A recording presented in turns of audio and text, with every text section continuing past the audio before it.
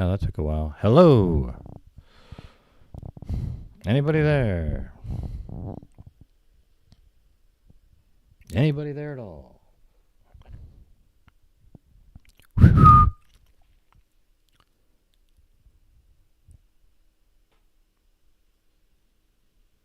Okay, yeah. That was weird. So what happened, I guess, was after the show last night, I stopped the stream from YouTube, right? And then I forgot well, I don't know if I forgot. It just didn't take the stopping the stream on OBS Studio, right? So it was still streaming, but there was nowhere for it to stream to. Does that make sense? So just think about it like this. Last night I had a show, and then when the show was over, apparently I only stopped it on YouTube. So, then it's not going to YouTube anymore. But my software is still trying to stream somewhere. Okay? So then when I went over to my other computer where I run this stuff, and I created a new stream, because they always have the same stream key, right? So I created a new stream. Then my computer over here automatically started streaming to the new stream that I set up. And then when I tried to stream on this computer, it said, hey, there's a dual something over there, and I didn't notice it because, what are the odds of that?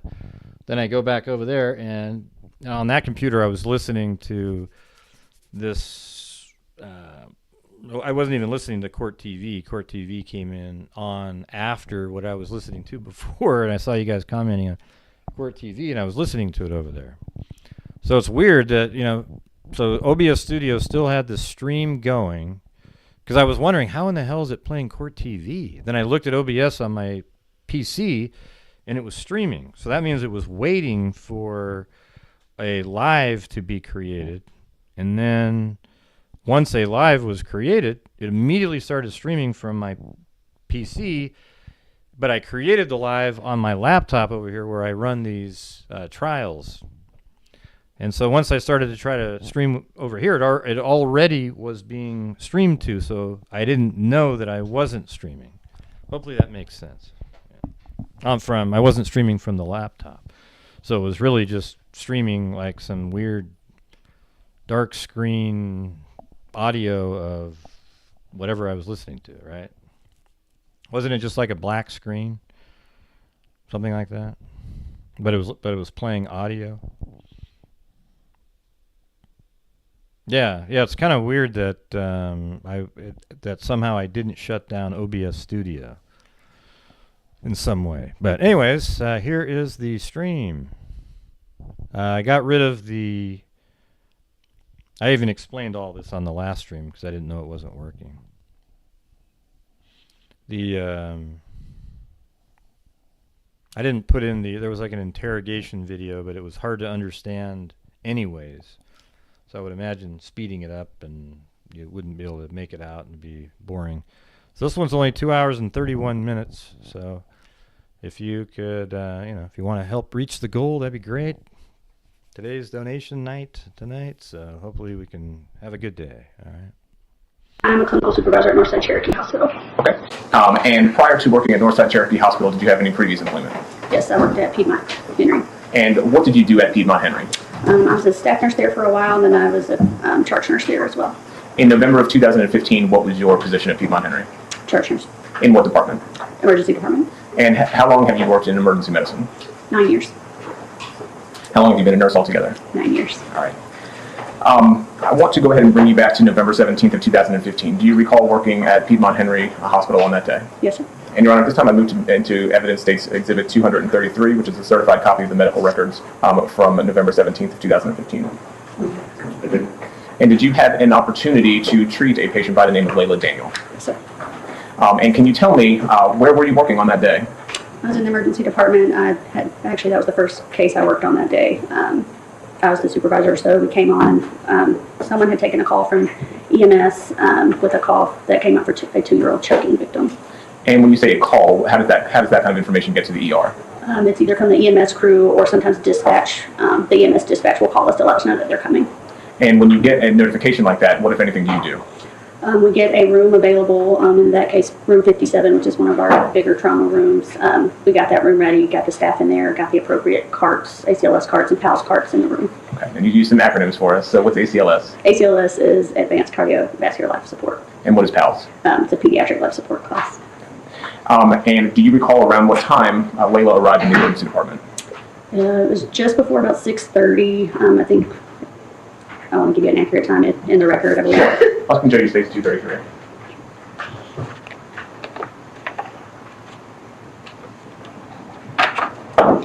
She arrived to us at 6:25 p.m. And do you recall her condition when she arrived? Yes, she was brought in by EMS. She was cold, very pale, cyanotic around the mouth. She also had various bruising all over her body as well. At that point in time, she did not have, she was in a cardiac rhythm called asystole, which means she had no pulse rate or cardiac activity at that time. All right, so let's unpack a little bit of that. You said that she was cold. What does that tell you as a nurse working in the emergency department? There's not a lot of circulation going on the patient. Okay. You also said a term cyanotic. What does that mean? It's blue in color, and it was more so around her mouth area. And you said that you noticed various bruising? Yes, sir. And where did you notice that bruising? It was on her back, kind of her lower abdomen, and I think on her thighs as well. Okay. And was that readily apparent to you? Yes. Now, Ms. Bohannon, you've worked in the emergency department for about 9 years, correct? Yes, sir. From resuscitative methods, had you ever seen bruising like that? No, sir.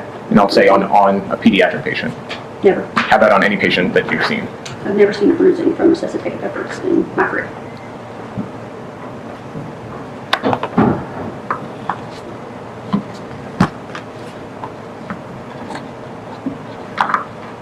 Now, what was done in the emergency department?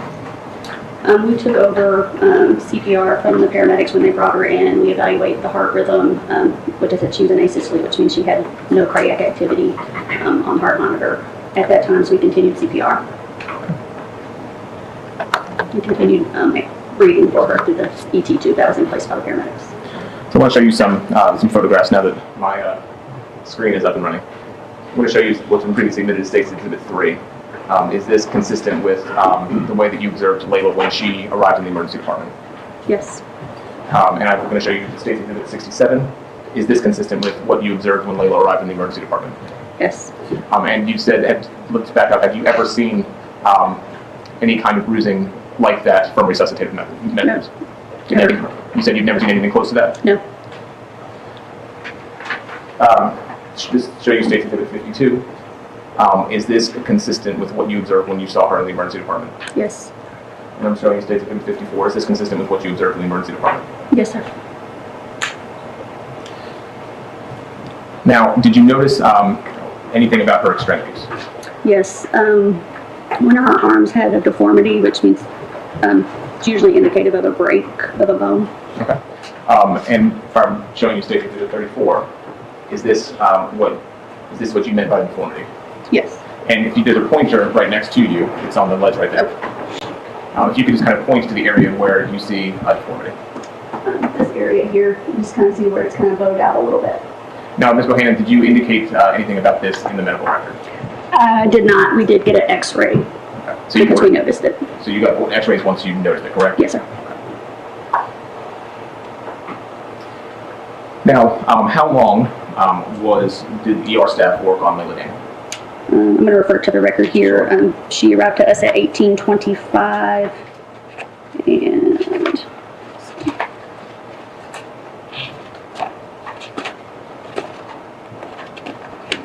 and we called resuscitated efforts stopped at 18:29.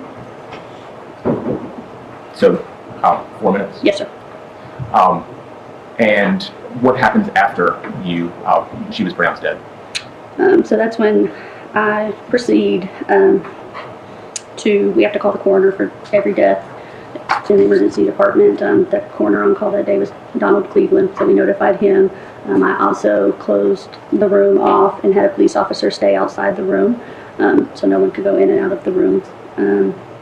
We also notified LifeLink, and then eventually when family members, or in this case she was a DFACS child, so you have to notify DFACS, and we also notified police as well. You said lifelink. What is lifelink? So lifelink is an organ donation, and the state of Georgia required to notify them for every death. Are you familiar with the term death notification? Yes, sir. And what is that term? So that's the process in which you tell the family member that the patient has died. As a charge nurse, does that duty often fall to you? Yes.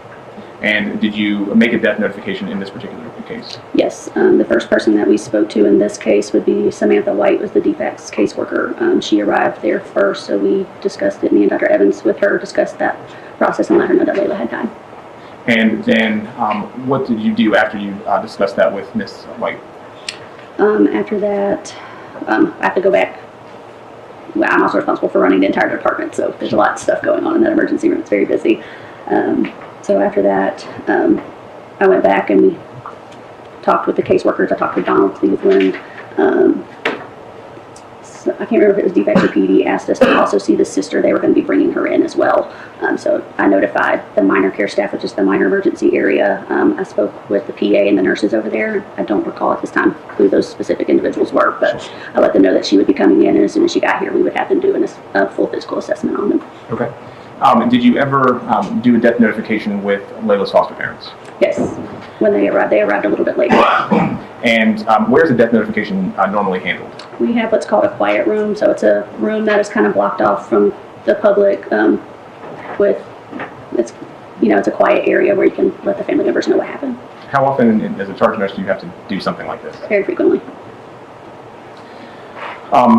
When you made the death notification to the foster parents, who were those individuals? It was Jennifer and Joseph Rosenbaum. And can you tell us, I guess, how you first entered the room? What you observed when you first entered the room? When I first entered the room, as I walked into the door, there's a couch to the left. Jennifer was sitting, me facing them. She was on the left-hand side of the couch. And I remember her just kind of being kind of hunched over, kind of relaxed on her elbows, kind of holding her face up. I remember her not crying at all. Joseph was sitting to her, it'd be her left, and he was sitting relaxed on the couch, kind of like this, propped up on the couch. And you did something with your arm, just for the record. Can you kind of describe what you did with your arm? It was kind of relaxed on the top of the couch. And when you walked in, what happened after you first walked in? Donald Cleveland was with me to do the death notification in this case. So at that point, we proceeded to tell them that Laila had died. Now, prior to that, did they ask you any questions? No. In my experience, when you typically walk into a case like that, the family member, they immediately want to know what happened. They want to see the child. They want to know what's going on. And like I said, when I first went in, they were kind of quiet and didn't really ask a lot of questions at that point in time. Now, when you notified them that Laila had passed away, what was the response that you observed? Joseph didn't really show a whole lot of emotion. He just kind of kept sitting there. I remember Jennifer was sitting there and she started rubbing her eyes. There wasn't any tears coming out at that point in time. She just kept saying, I can't cry anymore, I can't cry anymore. Did this interaction seem out of the ordinary to you? Yes. And why is that? In my experience, when you notify family members or anybody involved with a child especially, family members are typically, they're beside themselves, they're sobbing, they're crying, they can be angry at times, like they're just distraught. So that wasn't a typical reaction that I've seen. To be fair, you would acknowledge that people do react differently, correct? Yes, sir. Did either of them say anything else to you while you were in the room? It was kind of quiet at first, and then I asked if they had any questions, and then Jennifer proceeded to say that the child had been choking on chicken, and she tried to do the Heimlich maneuver. Was there anything else that was said while you were in the room? Not that I recall. And did you stay in the room very long? Not long, just a few minutes. It was a very busy time in the ER, and it was about to be shift change as well. So I had to get ready to get the next shift onboarded to come into work as well. And you also mentioned that Millie was going to be checked too, correct? Yes, sir. Did you have any part in actually checking Millie? I did not. The only really interaction is when they brought her in, we walked her over to the room that she would be evaluated in. So did you ever see or observe Millie yourself? No, I did not. Nothing further this time.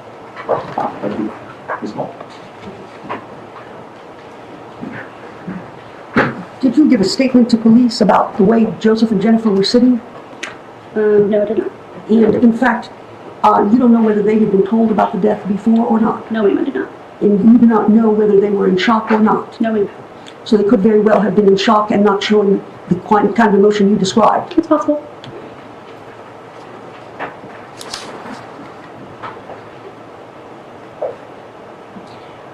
You got the child with a towel, a shirt? What came with the child? Usually they're typically exposed, which means they don't really have any clothing or anything on them. But did they come off of the gurney with a towel or a shirt? I do not recall that.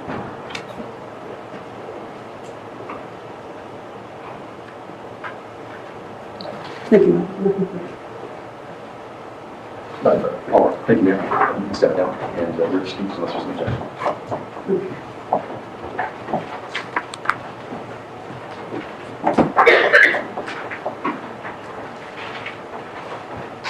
The state is no objection for being excused. That's correct. The state calls next witness. State calls Dr. Charles Evans.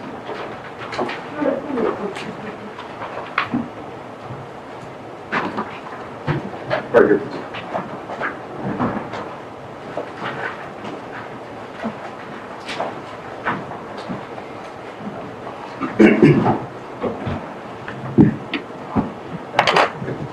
Raise your right hand to be sworn. Do you swear or affirm that the testimony you shall give in this matter will be the truth, the whole truth, and nothing but the truth, so help you God? I do. Put your hand down. You can take a seat. And please state your true and correct name for the record. It's Charles Evans. Okay. And sir, how are you currently employed? Work at Piedmont Henry Emergency Department. Been there for 17 years.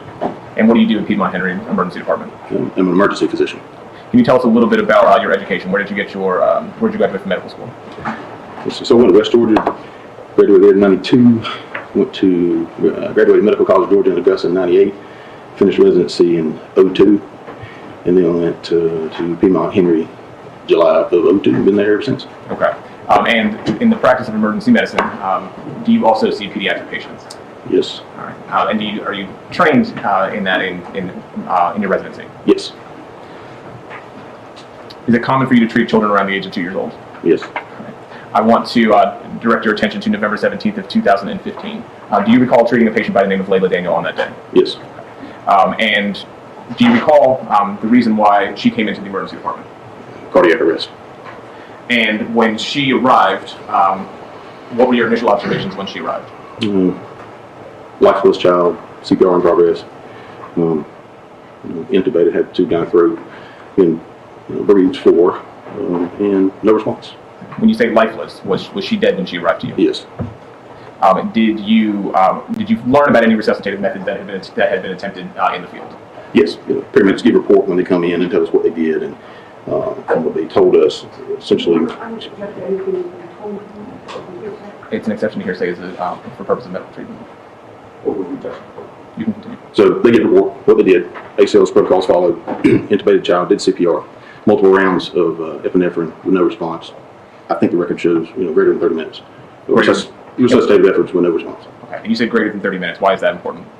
Well, if you're down for any significant time with no response, then you're not coming back. In a normal situation, unless you're hypothermic, cold water submersion is really the only excuse on that.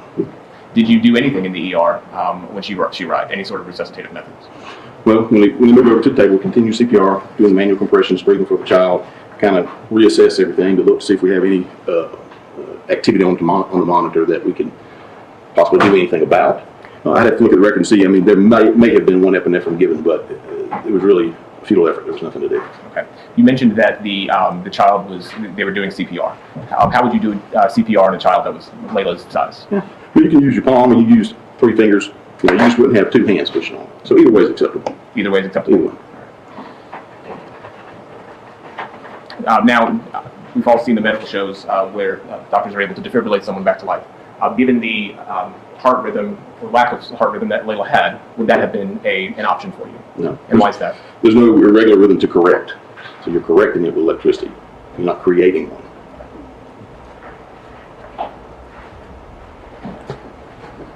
Now, you mentioned that the child was intubated, correct? Yes. Meaning that you were doing manual breathing for her? Yes, the paramedic had put the PT tube down and they were breathing for the child. Now, how long did it take before you called the time of death in this case? And you can look at the records. Yeah, I'd have to look.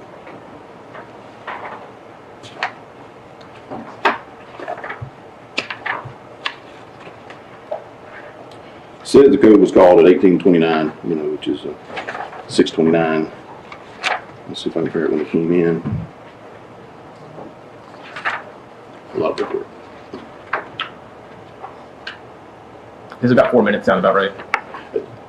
In that scenario, that would sound right. I just got to the trip before yet. So. Okay. All right. So about 4 minutes that she was worked in the ER before death was called. Is that correct? I would agree with that.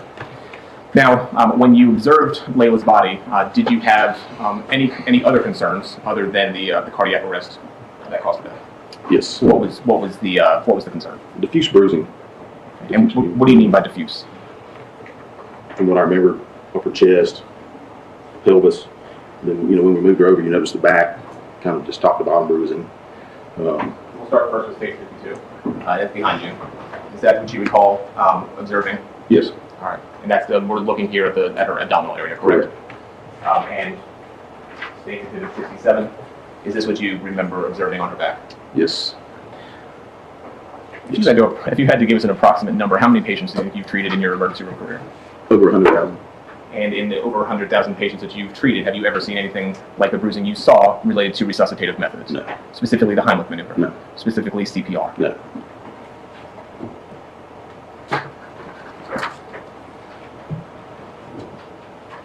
Now, was there any concern about the location of some of the bruises? Yes. And what stood out to you as far as the location of some of the bruises?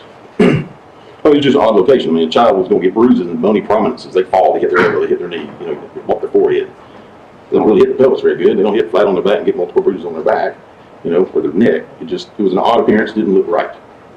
Now, did you examine her extremities? Yes. It may not have been a great detailed exam, but it was a cursory exam because obviously something went right, and I felt like we were going to get some detectives involved. So, I let them do their job. I kind of just do the medical. Okay. So, yes. Now, when you examined her extremities, did you notice anything unusual about any of her extremities? Yeah, I mean, there was bowing to the left arm, from what I remember. And I'm going to show you exhibit 34. We're looking at her left arm here, correct? Yeah, right. And do you see what you meant by bowing? Yes. And if you take the pointer to show us what you mean by the bowing. And did that appear unusual to you? Yes. Now, did you do anything? Did you order any additional testing against that? After the code was called, I was alarmed. The presentation context, what was going on, and I felt like there was, something, not right. So I ordered a bone survey, take a picture, kind of the entire baby to look to see if there's old fractures at different ages of healing, with suspected abuse. That's what I thought. All right.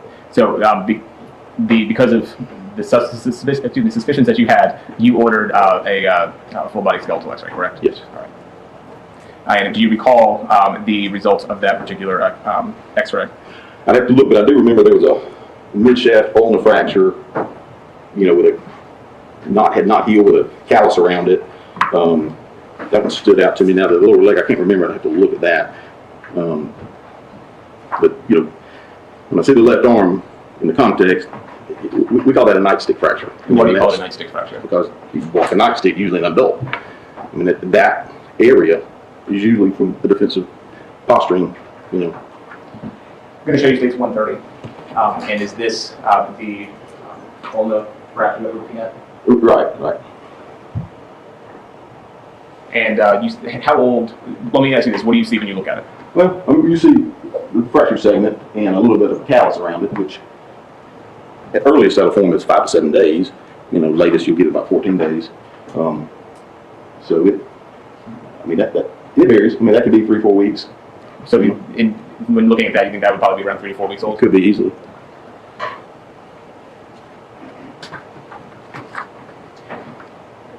Would this kind of fracture be painful?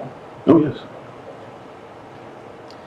Now, did you mentioned that you let the police do their job. After ordering these x-rays, did you have any other further treatment of Laila Dane? No. Nothing further. Thank you. Boss. Good morning, Doctor. My name is Kareem Mall. I just have a number of questions, nothing much. Yes, ma'am. I just wanted to check with you and see if you confirmed that, in fact, you found her to be well nourished. Isn't that correct? Yeah, grossly, she didn't look cachectic. What She didn't look grossly malnourished. Okay, It's so just a she- general appearance. In fact, what you wrote was that she appears well nourished, correct? Yes. And every child is different, isn't that correct? And every child heals and reacts to injury differently, correct? They can, yeah, sure. And what takes 3 to 4 weeks in one child may take longer in another child, correct? Maybe. I mean, if they have osteogenesis imperfecta or something such as that, the general children heal about the same. That's why you go to ortho and they say it'll be 6 weeks. Okay. But that's still an estimate. Sure. You have children that are outliers, don't you? In Sure every they field. exist, yeah. Now, you were not told about the CPR and Heimlich maneuver efforts that were made by Jennifer Rosenbaum, were you? I don't know if they said CPR was in progress when we arrived or not. That was minutia to me at the time. So you don't know what she had done prior to EMS coming? Nobody told you? Not specifically. Nobody told you anything about the way she did CPR? No. Nobody told you about the way she did the Heimlich maneuver? No. Thank you, doctor, that's all I have. All right, thank you, doctor. Thank you. Any objections, witnesses, any issues? Not missing. And you're free to.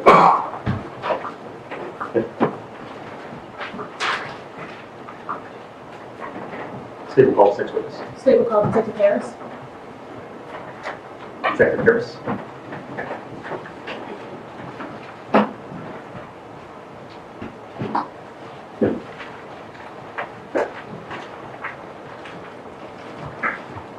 Ms. Young will swear you in. Sir, can you please raise your right hand? Do you swear affirm the testimony you're about to give should be the truth and the whole truth, so help you God? I do. Please lower your hand and state and spell your first and last name. My name is Dwayne Harrison, DWA-YNE-HARRISON, And Detective Harrison, how are you employed? with Henry County Police Department. And how long have you been with Henry County Police Department? 6 years. And what are your duties with the Henry County Police Department? I'm currently assigned as a sergeant in the Criminal Investigation Division. And how long have you been assigned as a sergeant in the Criminal Division Investigation? Almost 2 years. And in 2015, where were you assigned? I was assigned to the Criminal Investigation Division at that time. And you talked really fast. I'm sorry. I asked you to slow down just a little bit. In 2015, what were your duties? I was a detective. What were your duties as a detective? The way the Henry County Police Department Criminal Investigation Division is set up is we're called general detectives, so we investigate any crimes that come through. We have a specialized unit, but for the most part, any crime that comes through from theft to a crimes against person, major felony case, we investigate those cases. And did that include suspicious deaths of children? Yes, we investigate all deaths. That's part of our job. And on November the 17th of 2015, did you get a call in regards to a suspicious death? I did. And who did you get that call from? Sergeant James Peden. And when you got that call, what did you do? I responded myself and Detective Poliski responded to Henry Piedmont Hospital, reference to a death of a 2-year-old child. What information did you have prior to going to Henry Piedmont? Just that a 2-year-old was transported to Henry Piedmont and it died later on at the hospital. And at what did you arrive at Henry Piedmont? I did. And upon your arrival, what did you do? When I arrived, as I stated, I was advised that Laila Daniel had been transported to Henry Piedmont by the Henry County Fire Department in reference to a call they responded to for child choking. So while at the hospital, Laila died while being treated at the hospital. And did you have an opportunity to observe Laila when you arrived at the hospital? I did. She was in a treatment room, an emergency room. She was laying on the table. I observed bruising on her arms, her abdomen, and her forehead. At any point, did you look in the back of Laila then? I did not. Upon seeing the bruising that you talked about, you said on her head, and showing you what's been marked in States Exhibit 14 and previously admitted into evidence. Inspector for lights, please. Are you able to see the bruising that you observed on her on that day? Lisa, looks like bruising on her. Looks like I'm looking at the picture right on the right eye. And then States Exhibit number 5. Do you recognize that? Yeah, that's see more of that forehead and bruising. And there's a pointer right there in front of you. If you could use it to point, I believe it has a blue handle right there. This right? Yes, sir. See bruising on the forehead. Did you notice bruising anywhere else on her facial area? As you can see, she has her face covered up and obviously around her nose. That's most of the bruising I noticed was on the forehead. And you said on her arm as well? Yes, ma'am. Which arm was it that you observed the bruising? Not sure if it was both or one. I'm going to show you States, what's been marked as States Exhibit number 38. Is that the bruising that you're talking about? Yes, ma'am. You can clearly see all the bruising on the arms.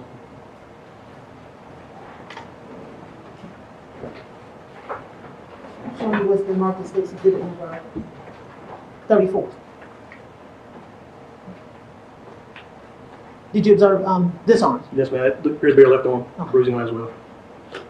After observing Laila and these bruises, what did you do? Let me ask you, were you given any additional information in regards to her injuries?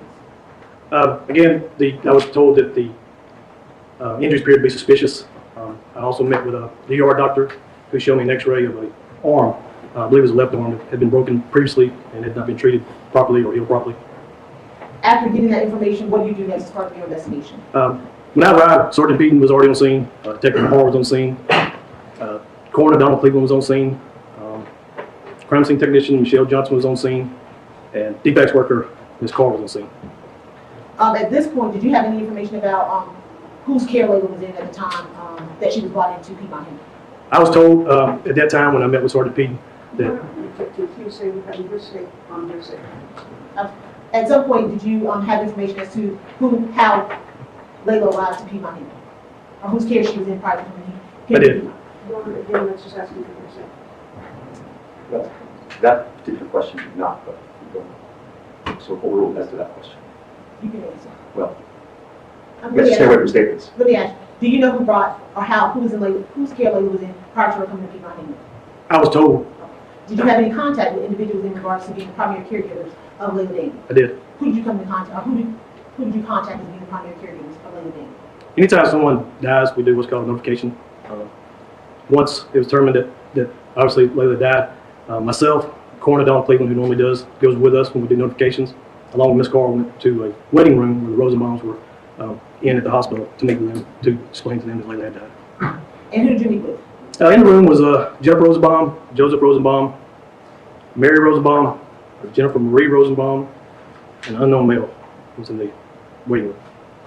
What happened once you got into the waiting room? We went in, Jennifer explained that they were the foster parents of both Laila and her sister Millie. And what was at that point had you made the death notification? No, we had made the death notification at that point. We were told that, about Jennifer, that they weren't, I think you were told by who? by Jennifer that a The defect. defendant? Yes, ma'am. Okay. That, You can continue. I was told by Jennifer that a Miss White, who works for defects, had already told them that Laila died, so they were already aware that she died. What was their demeanor when you came into the room? Let's start with Joseph Rosenbaum. Joseph was sitting, there was a couch. Henry Piedmont used to have what they call a quiet room. It's a waiting room or just a more private area. But there's a couch in there, and Joseph was sitting on the couch. I believe he had his arm around Jennifer, who was sitting, I think, to his right. And what was his demeanor? They were just both sitting there. They didn't appear, have no one with me at that time. Did you observe them crying at all? I didn't observe anyone crying at that point, but I said that they'd already were aware that Laila died, so it wasn't like we told them they were just finding out the news.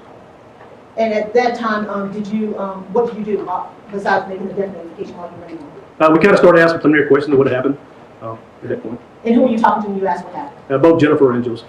Did anyone respond? Mostly Jennifer did the talking. And what, if anything, did she tell you? Jennifer told me that, again, that she and Joseph were the foster parents of Laila and Millie, and they just got foster care custody of them in July of the year, 2015. Jennifer said that Joseph keeps the kids during the daytime. She keeps them during the evenings, so Joseph works during the day. So she's only home during the day, evenings, he's home during the day. At any point, did they indicate anyone else who would care for the children? They did at that time. And did you ask them any additional questions? I did. Jennifer said on this particular day, Laila was in her high chair eating. Jennifer told me that Laila had been sick previously with some congestion and had just started eating solid foods in the last couple of days. But this day she was eating chicken tenders that. Let me ask you something. When she was telling you about Laila being congested and not eating well, did she ever mention having taken her to the hospital or the doctor as a result of her not feeling well a few days prior? She did at that point. We didn't ask her. She just said she had some congestion. At that point, was there any indication as to where Joseph Rosenbaum was during this time? In which time? During the time that they were up feeding the child on November 17th, 2015. Jennifer was at home alone at the time that the children were eating.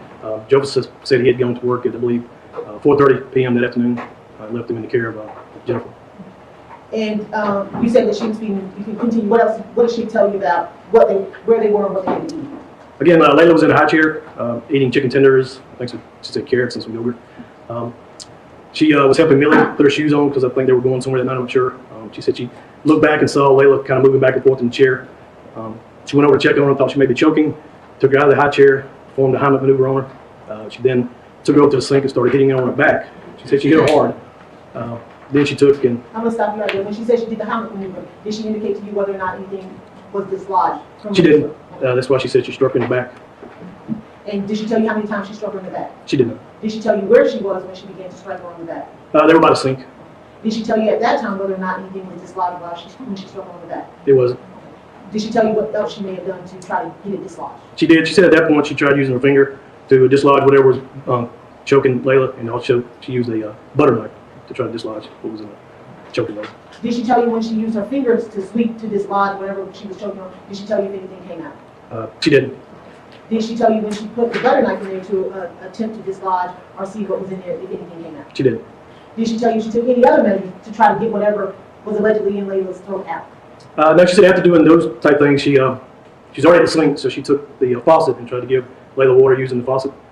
That didn't work either. And did she tell you what other measures she took trying to get something out of, allegedly get something out of her throat? After that point, she said Laila was, during the whole thing, Laila was kicking. So at some point, she dropped Laila from about 1 to 2 feet off the ground. Once on the ground, she said she tried to perform CPR on Laila. At that time, did she tell you about whether or not she moved Laila anywhere from out of the kitchen area? She didn't.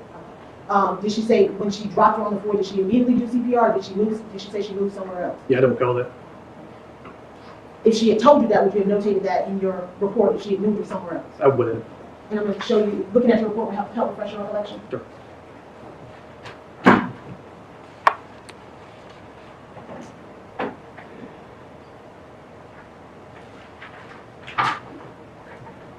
Yes, in the report I stated after being dropped 1 to 2 feet is when she started performing CPR. So did she tell you that she moved her from the kitchen area to the living room area? That, again, she didn't tell me that, and I didn't notate it in my report. Did she tell you whether or not she gave Laila CPR? She did. Did you ask her about, did she tell you anything about her knowledge about CPR? She did. She was asked how she learned CPR, and she said she learned it when she was 16 in foster care. Did she ever mention the fact that she was in the military as a military police?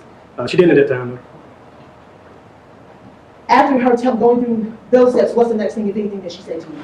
After that point, she said that Let me ask you this question. Did she tell you if she saw anything come out of Laila's mouth? she never mentioned anything to me if anything came out of her mouth, and I don't recall her saying anything ever. Okay. Did she tell you any other steps that she took at that point? The question was asked to her, when did Laila stop breathing? Because as she stated previously that Laila was kicking during this time. She didn't really answer that question. She just said that she was still kicking, at which time Jennifer used her body, arms and legs, to pin Laila on the floor to prevent her from kicking. Did she describe how she pinned her on the floor? She just said using her arms and legs, she pinned her using her pin. And did she tell you what happened when she had Laila pinned down on the floor? She didn't. What did she tell you happened next? Next, she said she contacted 911. 911 told her when she made contact 911 is to say now every time Laila would take a breath. And at some point, the ambulance did arrive and took Laila to the hospital. Did you ask her anything because you indicated that you knew that Laila had some broken limbs at that time? Did you inquire of Ms. Rosenbaum about those broken limbs? I did ask Ms. Rosenbaum about Laila having a broken leg, which time she stated that they had noticed that Laila had been limping. Took her to Children's Health Care, they did an x-ray, found out her leg had been broken. She said that the leg was broken during gymnastics when she was on some type of bars. At this time, is Mr. Joseph Rosenbaum there? Yes, ma'am, he was there all the time. And do you ask any questions of him? The only thing Mr. Rosenbaum elaborated on the fact of what he did when he was with the kids earlier that day, the fact that the children woke up from nap, he got them up, took Laila to potty, and then he left around 16 or 4:30 p.m. to go to work. So at 4:30 p.m., according to Mr. Rosenbaum, were the girls up? They were up there when he left. And Laila was on the potty, or she had gone to the potty? She had gone to the potty. She had gone to the potty. Did you have any more conversation with the Rosenbaums after that? At that point, we had just scheduled later on to meet to discuss this further. Did you have any further involvement in this case after that, after your activities on the 17th? My involvement in this case after that was limited to a support role. Nothing further at this time. Okay, thank you. Ross? Detective Harris, you've been a detective for how long? I've been a police officer for 16 years. I've been a detective for probably approximately 7 of those years. 7 of those years. Yes, And how many death notifications have you done? numerous, I don't have a number. And isn't it true that everybody reacts to death differently? Yes, ma'am.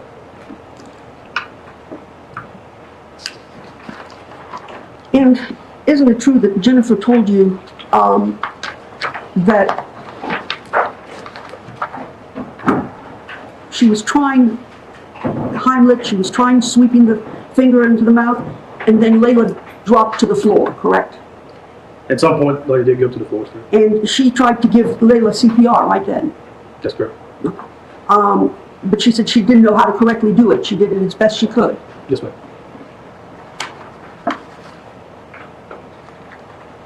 And it's your testimony that you, this was all conducted at the hospital. Yes, ma'am. Thank you. I have nothing further. You're right. Did she say Laila dropped to the floor, or she dropped Laila on the floor? She said she dropped Laila on the floor. Thank you. Anything else? Nothing further from the state. Okay. Thank you, sir. Thank you, sir.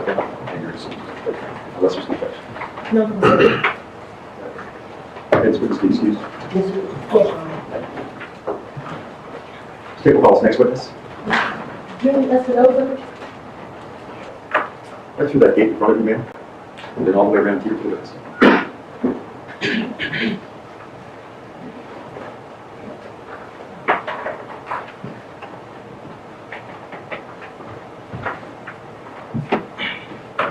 Good morning. If you could please raise your right hand. Do you swear from the testimony you're about to give the truth and the whole truth so help you God? I do. Please lower your hand and state your true and correct legal name and spell it as well. Julie Jean Espinosa. And if you could please spell it. Julie. Middle initial Jean, Jean. Last name is ESP as in Peter, IN as in November, OSA. And Ms. Espinoza, how are you employed now? I am staff nurse in the emergency department at Piedmont Heimlich Hospital. And how long have you been employed at Piedmont Hospital? I've been there since May 1st, 2010. And what are your duties at the hospital? Currently, my duties are I work as a staff nurse in the emergency department, so I take care of all age groups in emergency care, including the very sickest to the not so sick. I also serve in some educational capacity. I teach some of our staff nurses different programs that we have through our association. Have you had any special training in regards to pediatrics and small children? Yes, ma'am. We all have to have a certification called Pediatric Advanced Life Support, which And I'm going to ask you to slow down because you speak really fast. Sorry. We all have to have a certification, which is called Pediatric Advanced Life Support. That's through the American Heart Association. I also teach that program. In addition to that, I also teach, and I'm an affiliate faculty for a program through the Emergency Nurses Association. It's called the Emergency Nurses for Pediatrics course. And that's strongly encouraged by our management teams. And as I said, I teach and I'm faculty for that program as well. And how long have you been on faculty for that program? About 2 years now. And over the course of your career, about how many children have you treated involving traumatic injuries? More than I'd like to say. More than 50. And let me ask you, were you on staff at Piedmont on November 17th, 2015? On that particular date, my title at that time was clinical educator, but yes, I was helping with staffing on that date. At some point during that time, did you come into contact with the victim in this case, Laila Daniel, and her sister, Lynn Place? Yes, I did. Let's talk about your interaction with Laila Daniel. How did you come into contact with Laila Daniel? After the initial event, my shift had pretty much ended, and I was checking out with the charge nurse when I encountered another child that looked very much like Laila. Well, I'm going to ask you about Laila first. What was your interaction with Laila? Laila, we had gotten a call that we were to expect a child that was in cardiac arrest, and the report was the child had been choking on some food. So I was asked to assist with that. So when they arrived, EMS brought her in. When they arrived, they had been doing CPR on her and their own ACLS PALS protocol for about 30 minutes prior to arrival. She never had a pulse. They had gotten her intubated. They had gotten an advanced airway in her, and they had given her several cardiac drugs with no response. So we switched her over to our room, our bed, our monitor. She was still in the asystole, and at Let that. me ask you something right there. When you get the call that you have a 2-year-old child coming in that's choking, what preparation do you take in order to prepare for treatment of her? For that, we re-prep the rooms. Our rooms are pretty much ready for an adult population, but we bring in something called a pediatric resuscitation cart, and that has all the equipment and supplies that you would need for a child anywhere from the age of a newborn up until about 40 kilograms, so which is usually about an 8-year-old. Okay. Also, our pharmacist gets involved, and they would bring in and help us with drug calculation because it's very different for a child. We administer drugs by dose, the dose by weight, and in a pediatric arrest, we might not necessarily get the most accurate weight. So we have another system that we use, which is called the Broslow tape, that helps us to do that. But the pharmacist would also help us. So there's a lot of people that come in, we would call respiratory, who bring their own equipment that is specially sized, just in case we don't have an airway, so that they would also be able to do their special stuff. And of course, the physician is notified, and we're all notified what to expect. And so were y'all prepared and ready when Laila arrived? Yes, very much. What happened when she arrived? You talked about y'all switching over monitors. Are you switching over everything from the EMTs to the hospital? When they arrived, they were doing CPR, giving breaths and doing chest compressions. And at the same time, we have kind of a moment of silence while all this activity is going on. And they were giving a report to the staff, myself and the physician, of course, Dr. Evans. But we are physically moving her onto our bed, getting her sized up, and putting her on our monitors to see what we can see for her. So Let me ask, did you have an opportunity to observe the EMTs that were performing CPR on her? yes, How did they appear to you? tired.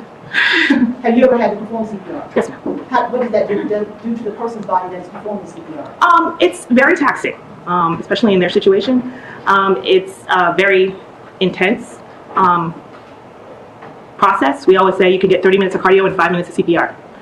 Because you're bending over, you're pushing as hard as you can, you have to maintain a certain rate. You need to make sure that you're also coordinating with whoever's got the airway to make sure they're getting the breaths in.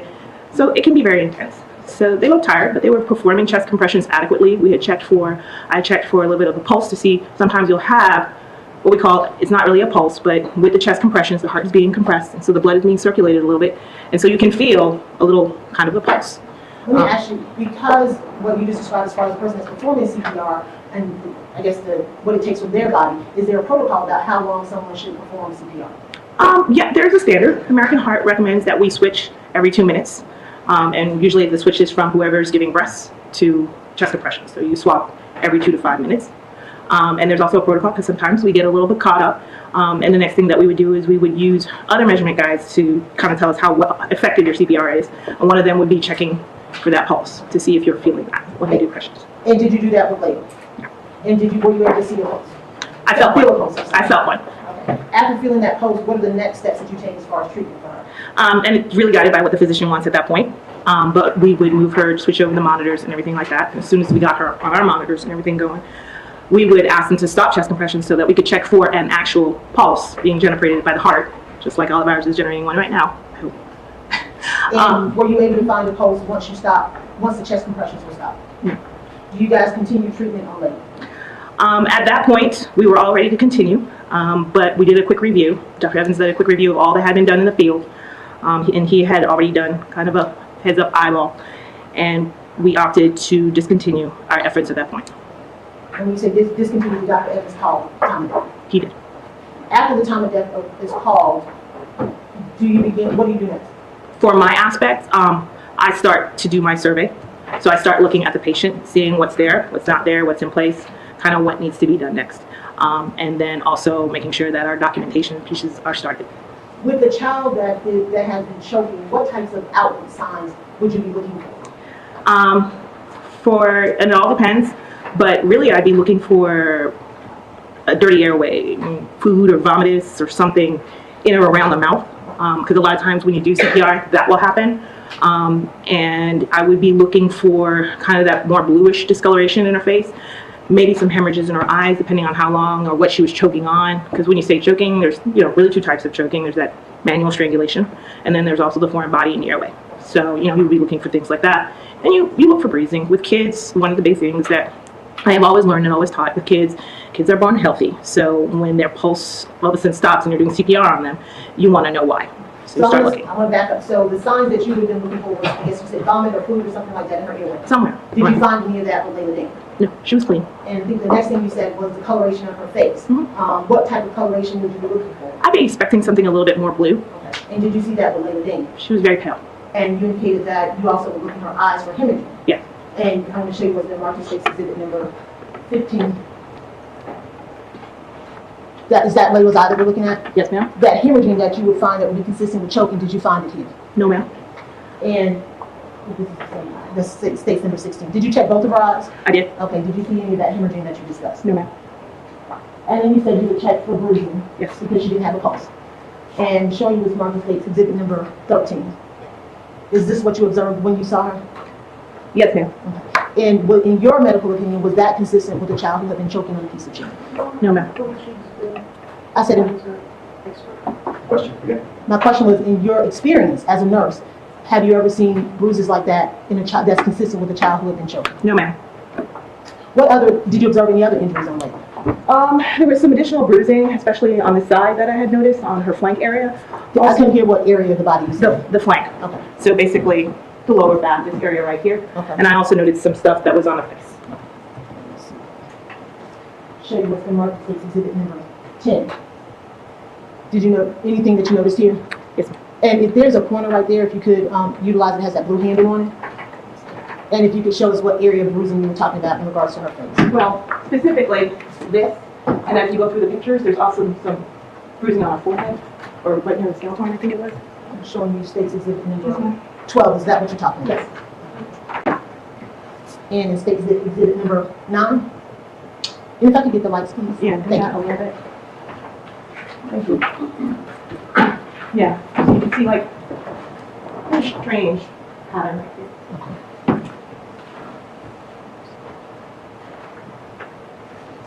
And then states exhibit number 14. And did you notice bruising? Any other bruising on Laila? Because you talked about her face. And her flank, the back of her. Showing you states exhibit number 67. Are those injuries that you observed on Laila's back area? Yes, ma'am.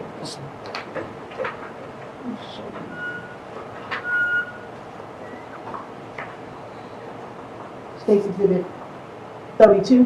Where are the bruises in states exhibit 52? You can see right here, here. Right now.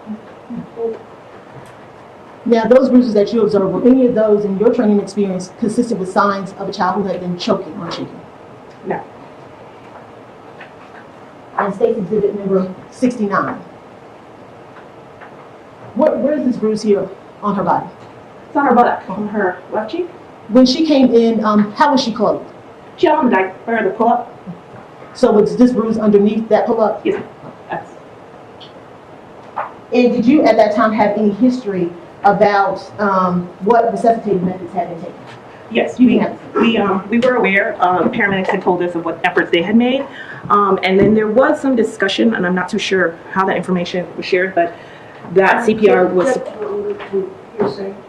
Was it a discussion with the EMTs?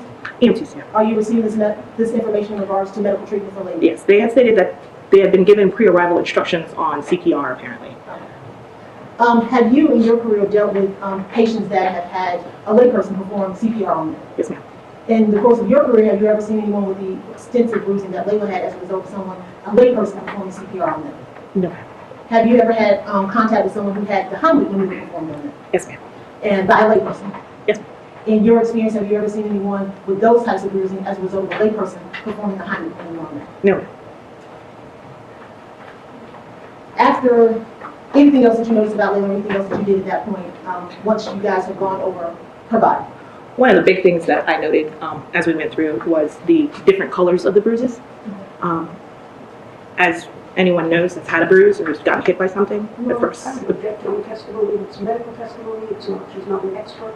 And bruises can't be dated according to medical science. I'm sorry, that's what she's not going to that. I would object. Response. I'm asking her experience, Judge, has she seen individuals that reported bruises on their body that happened at different times? Yes, yes. And did you? 1 second, please. Don't believe this is beyond the benefit. Ordinary occur and all out testimony. And in that experience, when you've had someone report about bruises that occurred at different times, did they appear different to the naked eye? Yes, ma'am.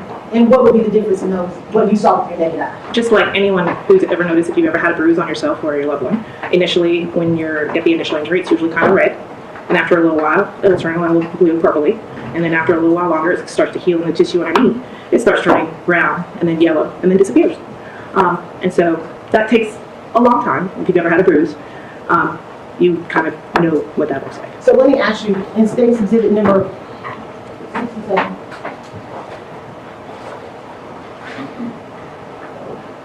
'69.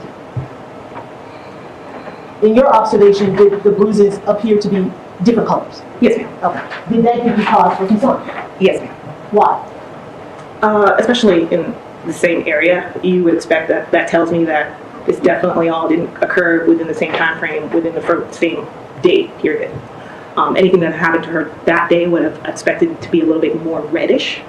And a lot of those were more of the blue, brown, yellow colors for a few days out. As a nurse, do you know how your body works and how a bruise occurs? Yes, ma'am. What has to happen with your body in order for you to get a bruise? You have to have great circulation in your tissue. You must have that peripheral perfusion that's going to wipe the blood cells in and out. When you initially get injured, the little vessels break. That's what causes the bruising. And when those vessels break, they bleed for a little while, and that's what makes it red and then blue. But as they start to heal, they take that same dirty blood or healing blood and they take it back into circulation, and then that's where you see the colors dissipate.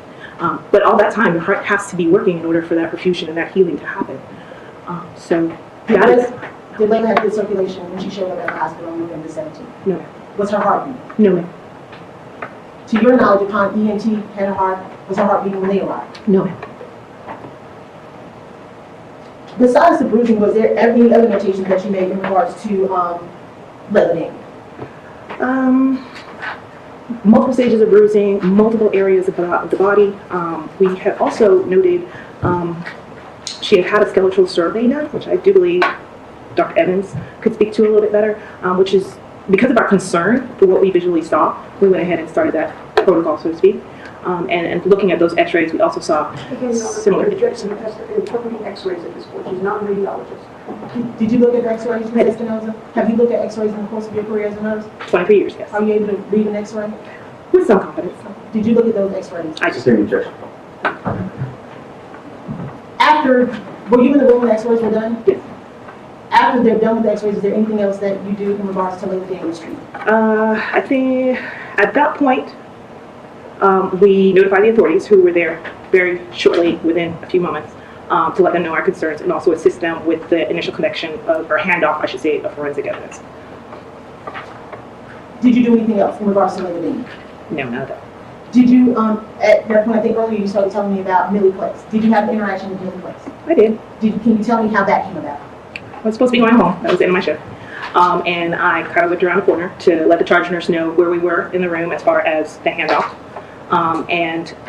When I came around the corner, I was kind of surprised to see there was another child there. We don't usually have to in that area. And that child looked amazingly similar to Laila. So. What did you do upon seeing Millie Place? Kind of froze. Sarah, the charge nurse, Sarah Bohannon had let me know this is Millie's sister. This is Laila's sister, Millie, so that, we all kind of knew to kind of guard what we said. And she let me know that she was having some issues, they needed to do a physical exam. So I kind of sat with Millie for a moment to find out what was going on until we could take that over, because Sarah had some other responsibilities as well. After we had arranged how that was going to happen, I actually escorted Millie back to the room where she was going to be examined by our provider, as well as the investigators, I believe, in DFAS. And did you examine Millie while she was at Piedmont? I did. And what did you observe during the examination of Millie? She had some bruising, but nowhere as extensive as Laila, but she did have some bruising. She was very conversational, very talkative young lady, so we did have a great conversation about a lot of stuff. But she did say some things to us at that point, which I think the investigators have noted, that of course was a concern to me. What did Millie say to you? Millie had told me that Laila had been asleep for a while before everyone came. I know the investigators were trying to figure out. Not speculating what Millie told you. After Millie told you that Laila had been asleep for a while, did she tell you anything else? Everything after that was very circumspect. We kind of discussed what the activities of the previous day was and how they had been going to gymnastic classes. And I asked her to explain to me, she had a lot of bruises on her legs that I noticed, and I asked her to kind of explain to me how it happened, what happened. And she did explain that she had been tripped and she had fallen and that she had been to gymnastic classes for the different groups. So, I just want to be clear, she said she'd fallen some of them. Yeah, she could tell me, like, okay, this is when, that is when. Okay.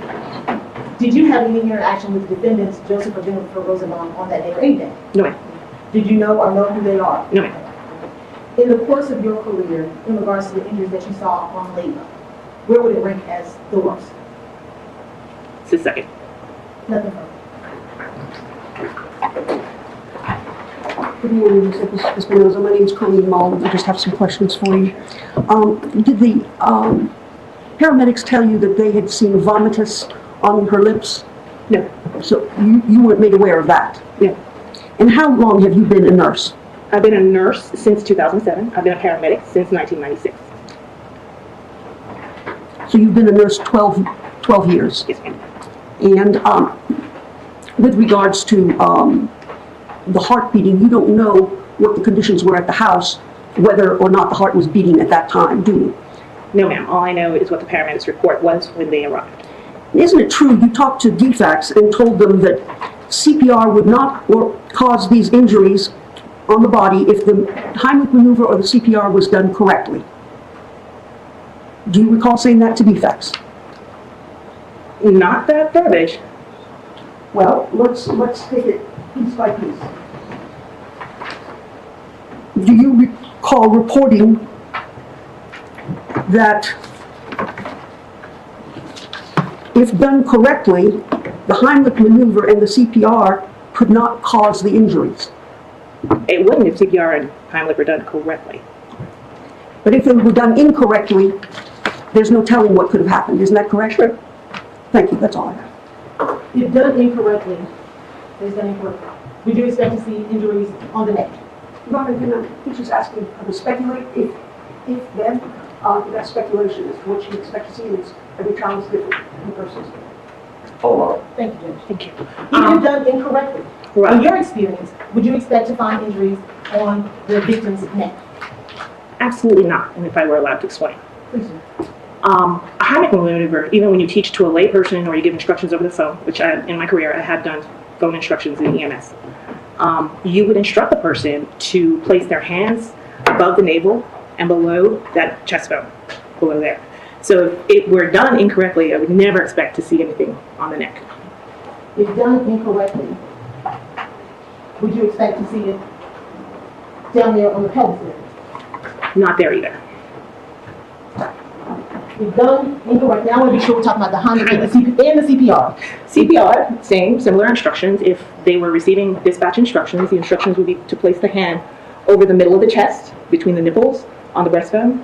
So even if they were doing it incorrectly, have a hand placement down by the hips, that would be really off the mark of instructions. And if you could use that pointer that's in front of you. So if I were, Be careful.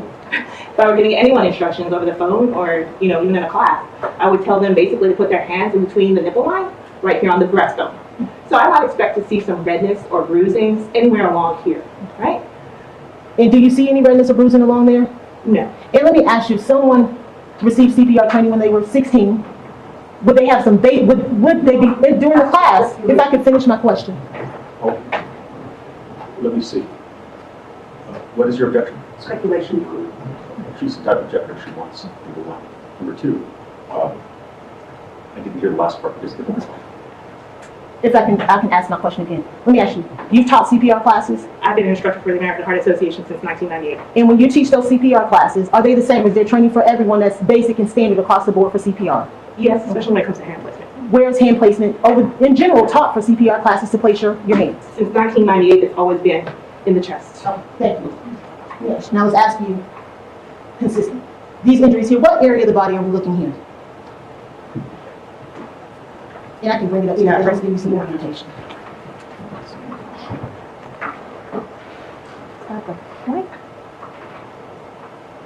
I'm not 100% sure. And I'll take it back. Does that give you some orientation? Yeah.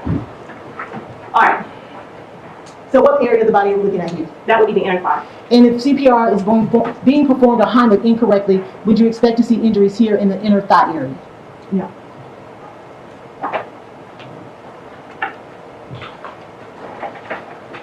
And here, what area of the body are we looking at here? Lower abdomen, pelvis, and also the groin. And was that groin area, when she arrived, was that area covered? This area here, of course, was partially covered by the little pull-up, but this is part of what I had seen initially. Would you, CPR or Heimlich performed incorrectly, would you expect to find bruises in the groin area or the pelvis area as indicated in state 52 No. and state 67? No. Why not? The chest compressions, or the compressions, should be centered in the thoracic area. So incorrect hand placement, hands can bump from the left side to the right side. It can go a little bit lower. You might see some bruising like on the lower chest area. at multiple different occasions since 1998. We've changed hand placement from, the middle to the lower third to the 2/3. It's been all over the place. It's always been in the chest, never down. Never will we give anybody instructions to do compressions down here. And in cardiac arrest, there's such poor perfusion, obviously, because the heart is not beating. I mean, the bruising that you would get would be in the most immediate area of hand placement. Nothing further. You've been telling us now about how instructions are given, correct? That instructions are given to put the hand between the two nipples. And everything you've told us is instructions according to the American Heart Association. Correct. But if, in fact, you have somebody that is not being told how to do it and is doing their own CPR, their own Heimlich maneuver, there may be several ways of doing it incorrectly. Isn't that true? It is true. It is true from their own interpretation, but I've never seen a TV show or anything else that did chest compressions anywhere but on the chest. I understand that, but with regards to what happened in the house prior to the paramedics coming, you were not given any information as to that. So you don't know about the fact that she was pressed up against the sink trying to get the child to spit out the food. You don't know any of that, do you? And so you have no knowledge of what happened prior to the paramedics coming. Nobody discussed that with you. I was not on scene, and that was not part of my report. And so you don't know what kind of chest compressions were given, what kind of Heimlich was given, what kind of pounding on the back was given? You don't know that, do you? Would not know. Thank you. Anything else, Ms. Young? Nothing further. All right, thank you. Thank you, ma'am. You can step down. Thank you. Any objection to the witness being excused? Nothing to say, no. All right, and you're excused. Thank you. And so what we're going to do now, ladies and gentlemen, is take a 15-minute break.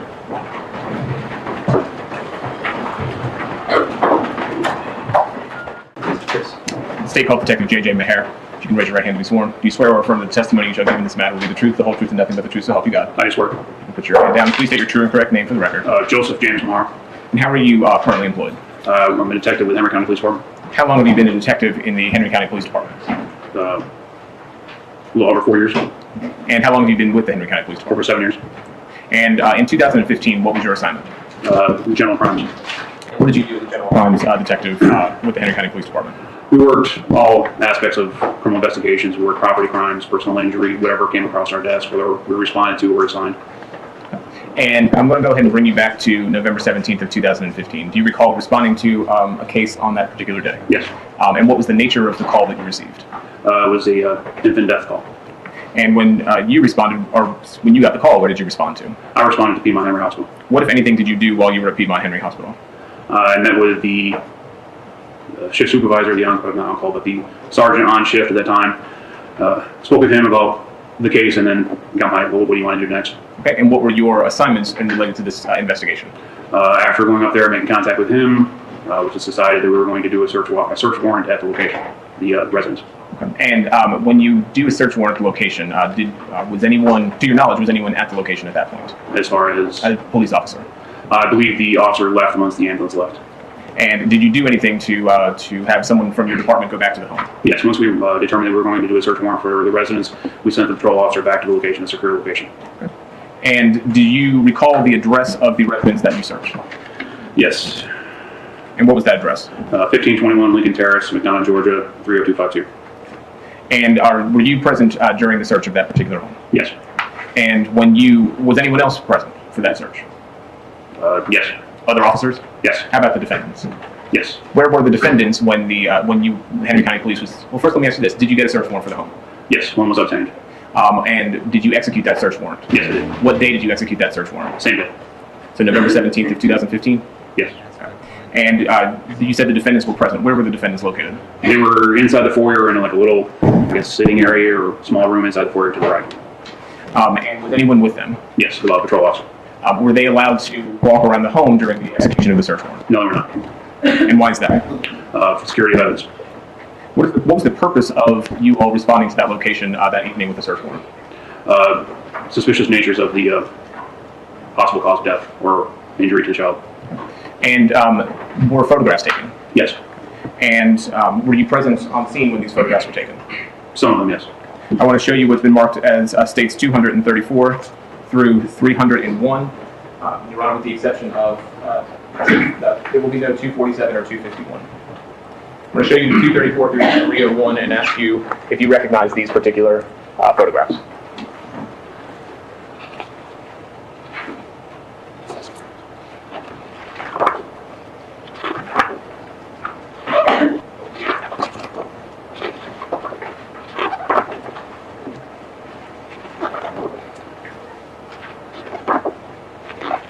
Do you recognize those photographs?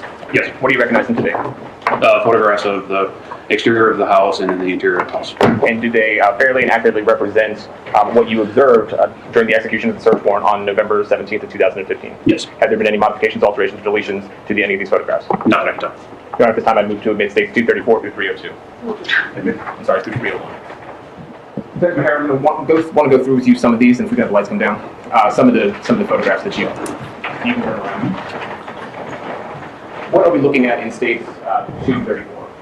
It's a chair next to the table with a booster seat chair, so to speak, or booster seat chair, so to speak, where you'd place a child to eat. Based upon the information that you had when you were executing the search warrant, why was this photograph of interest? The call out was reference to a child asphyxiating on food, and this is where she was sitting while she was eating. States 235, what are we looking at here? Same chair, just a little closer up. And states 236? Overall shot of the general area where the chair associated with the table and the kitchen and the plate. Then you mentioned a plate. What are we looking at in 237? That is the plate where the suspected chicken or the chicken nugget was. Okay. So you had information regarding a chicken nugget or chicken tender? Right, the original statement was that she was choking on a piece of chicken or a chicken nugget. I want to show you 238. What are we looking at in 238? A close-up picture of the plate and the chicken.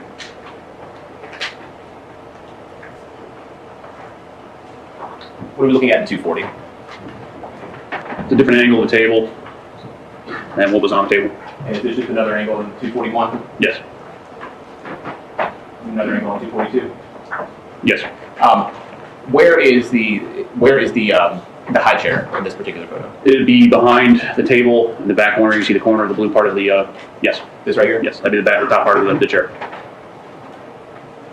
In 243. It's an overall picture of the floor where there was some clear fluid on the floor. And the high chair is where? To the right, you can see the orange and the blue on the right-hand side, upper right corner. Right there? Yes. In 244? That is the back door open with the, I guess, the dog gate in place with, I guess, the back porch. Now, what are we looking at in states 245? There'd be a closer up image of the fluid on the floor. Now, why did you take this particular photo? Or why was this photo taken, I should say? Reference to the choking statements. We believed it was spit up or bile from choking on the chicken from the child. And to your knowledge, was anything swabbed or taken from this area? Yes. Showing you 246. What is this? And it's just a even closer up image of the fluid. Now, in 249, what are we looking at here? Looks like we're at the crime scene text evidence marker, and I believe it should be the same fluid. Sure. Why did the crime scene tech put down an evidence marker? The crime scene tech originally will do overalls of the entire scene, and then later she will take more photographs with markers to show what evidence to collect it from. Okay. I'm going to show you 248. What are we looking at in 248? Same picture. I believe there was 2 spots of possible fluid on the floor. One was evidence marker 1, one is evidence marker 2. Okay.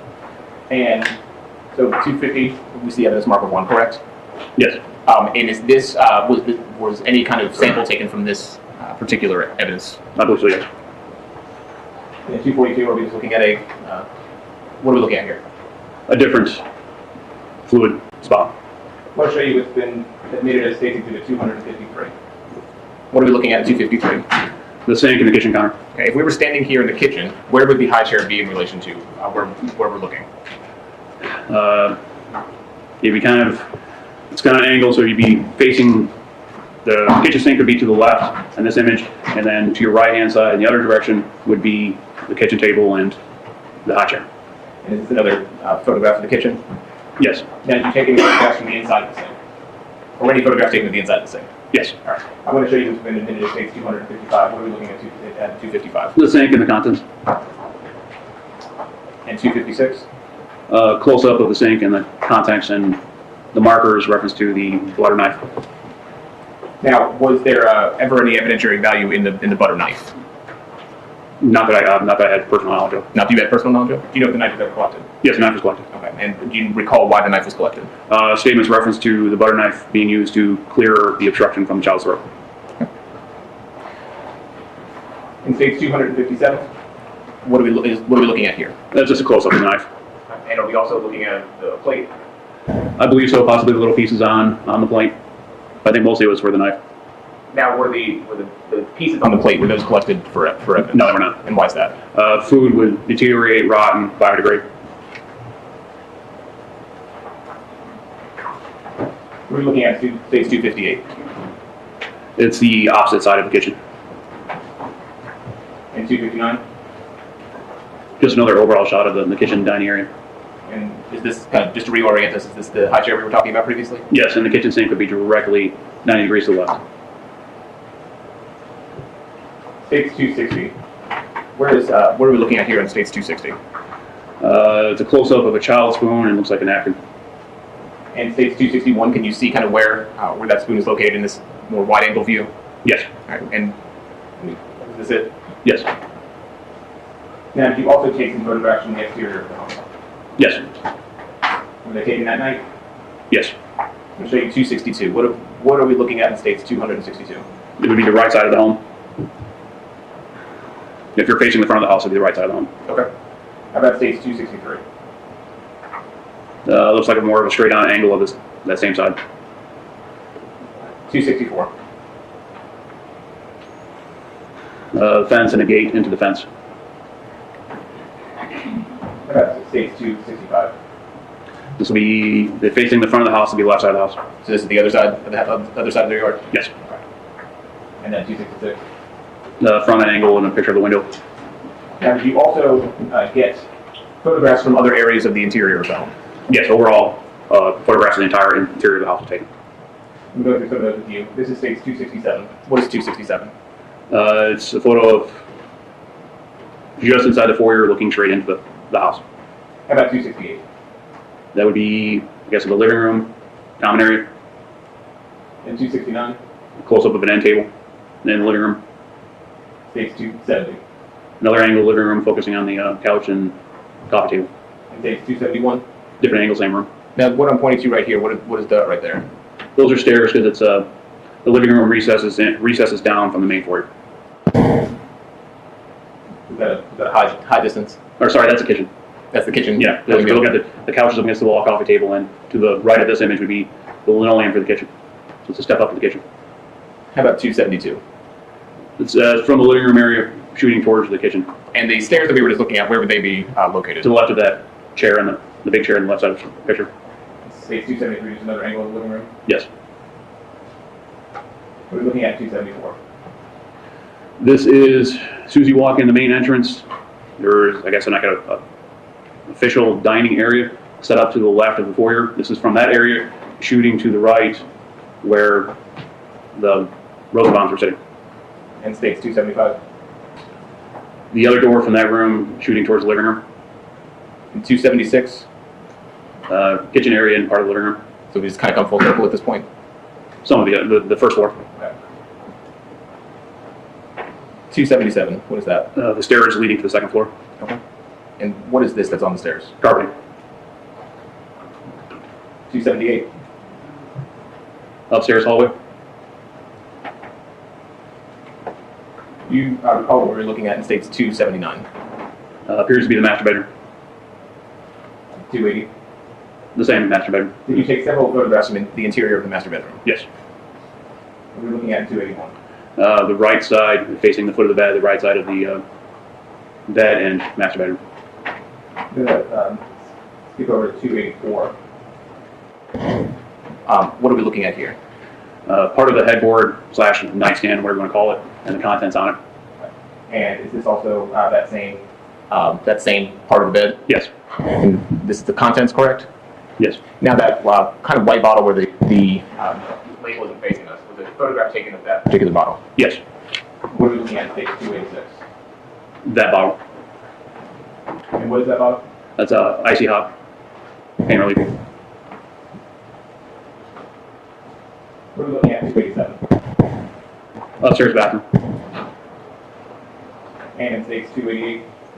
The same bathroom, focusing on the counter. All right.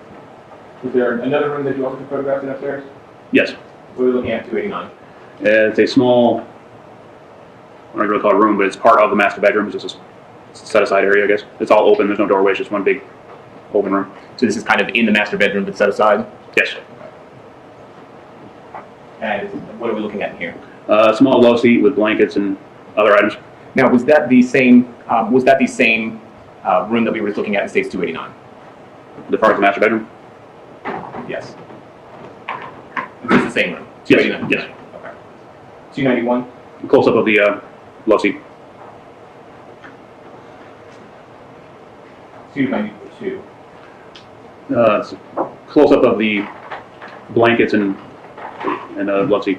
And were some of these items that we're looking at collected? Yes. All right. And what items were collected? I believe we took the baby or the child's blanket, or the previous child's blanket. I'm not don't recall if we took the large brown one or not.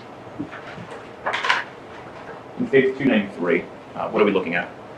Different angle of that adjoining room. Okay. Now, was anything found in this particular room that you took into evidence? Yes.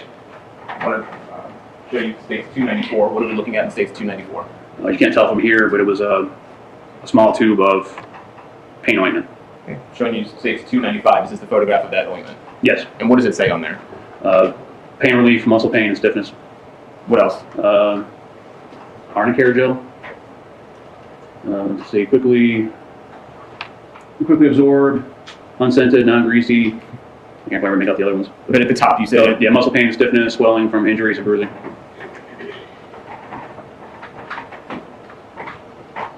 State 296. What is this room? The child's room, or excuse me, the children's room. What do we see in state 297? A close-up of I guess their desk area. Okay. And over here, what are these things over here? Look like toys or books or storage area. Okay. How about states 298? What are we looking at states 298? Different angle of the kids' room, toys and play items and whatnot. States 299? Same room. I want to say it's possibly the closet. Okay. And over here, these are the toys that you were talking about? Yes. And we have more toys over here? Yes. Now, when you are done with a search warrant, do you leave any sort of paperwork for the residents of the home? Yes. There's a property and evidence sheet that's filled out. It has the items notarized, but the items listed on that sheet. Then a copy is left with the homeowner or resident. Okay. And states 300. Is that what we're looking at here? Yes, they documented that a copy was left behind. And states 301. Is that what we're looking at here? Yes. So it's 300 and 301. These were all the items that were taken from the home. Is that correct? Yes. You mentioned some.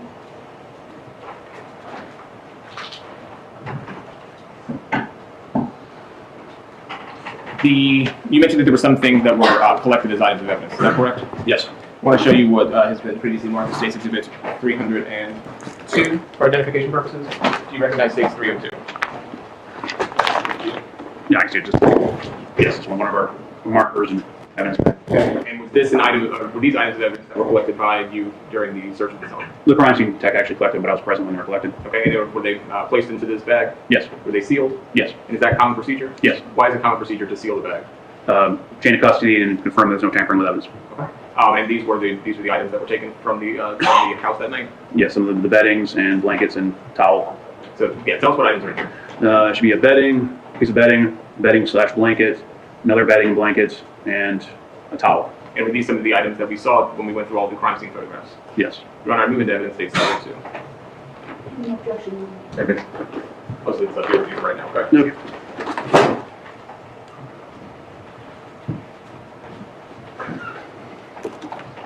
Now, you mentioned that there were some swabs that were taken from some of the areas in the home, correct? Yes. And I think that was markers 1 and 2. Yes. All right. I'm going to show you what's been previously marked as States Exhibit 304. Do you recognize States 304? Yes, it's an evidence bag. Markers are swabs. And you said swabs? Yes. Okay. And were those the swabs that were taken from the scene? I believe so.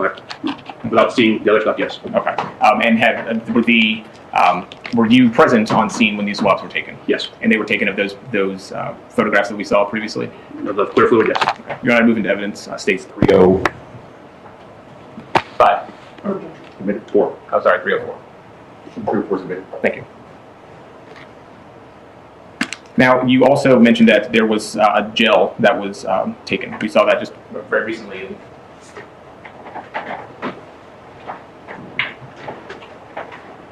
States 295, correct? Yes. I'm going to show you what's been previously marked as states 305 for identification purposes. Do you recognize states 305?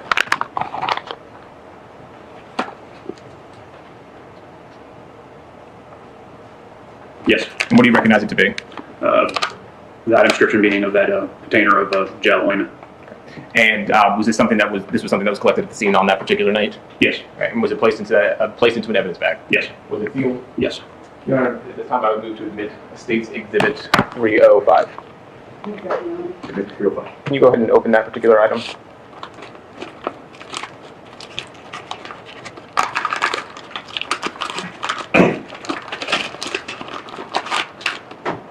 If you can show it to the jury.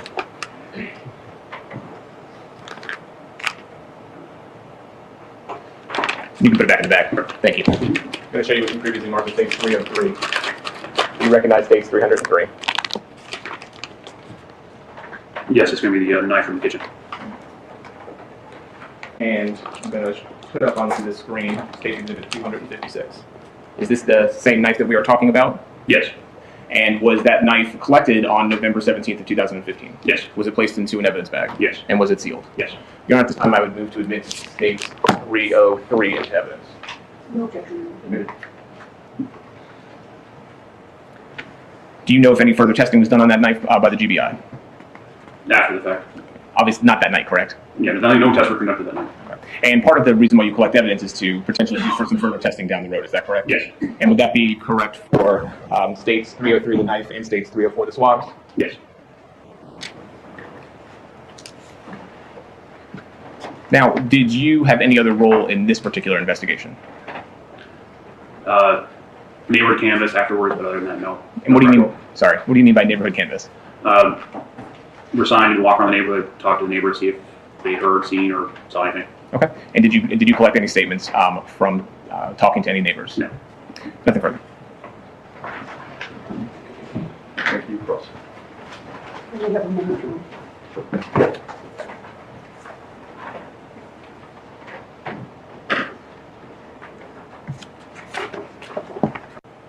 It's kind of difficult to read with the way the picture is broadcasted.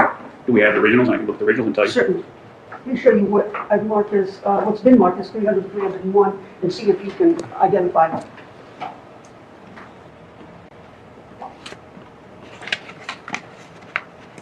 It doesn't appear so. So that answers our question. It was not picked up that day, was it? That's correct. Okay. Detective, you did not go into the backyard, did you, to take pictures? I wasn't the one taking pictures, and I don't recall going into the backyard. You don't recall anybody going in the backyard? I don't recall myself going into the backyard. Do you recall anybody else going into the backyard? No, I don't know. Were any of the pictures that the state showed you of the backyard? No. I'll show you what's been marked as State's Exhibit 256 and ask you, what was the purpose for taking this picture? Document evidence of the butter knife. Okay. Was it also to document evidence of the drain and the food in the drain? Mostly for the evidence marker of the knife. Isn't it true, Detective Marr, that you wrote in your report that Miss Jennifer Rosenbaum told you that in the drain was the chicken that had been spit up? Yes. And she asked you to collect it, and you said it deteriorates, so you can't collect it, correct? Thank you. One more question, Detective Marr. Were you aware that Jennifer Rosenbaum has arthritis? Objection, Rollins. They put in the icy hot and all. He can answer this one. Were you aware? No, I was not. Thank you. Very briefly. After the search warrant was executed, were the Rosenbaums allowed to return into their home? Yes, they were allowed to move freely around home.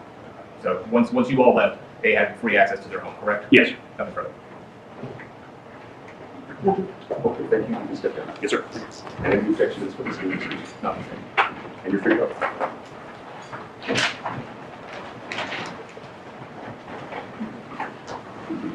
The state calls next witness. State calls Jennifer Green. Jennifer Green. Yes.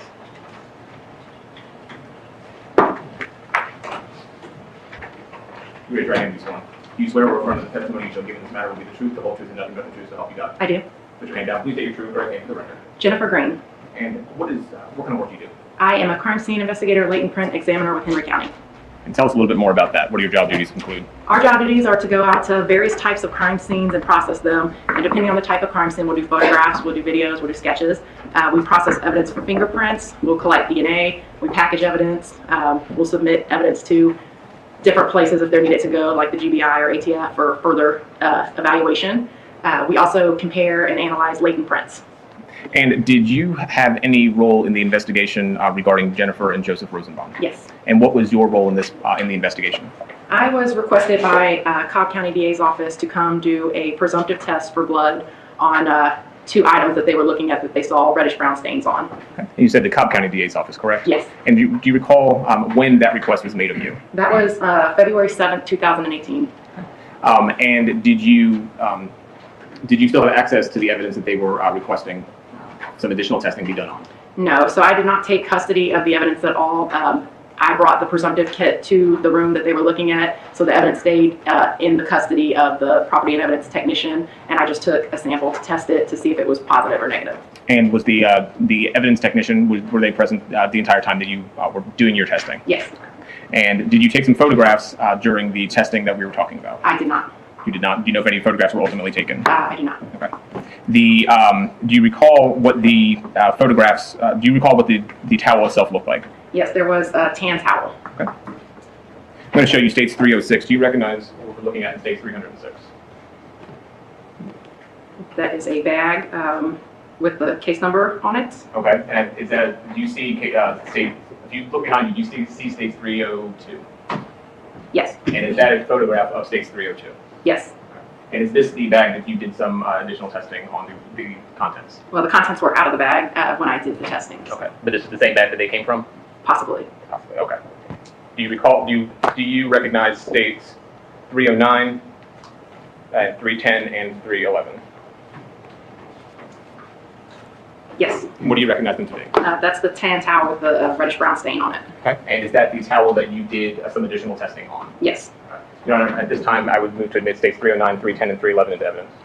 I'm going to show you on the screen what's been admitted as states 309. What are we looking at here that was of interest to your portion of the investigation?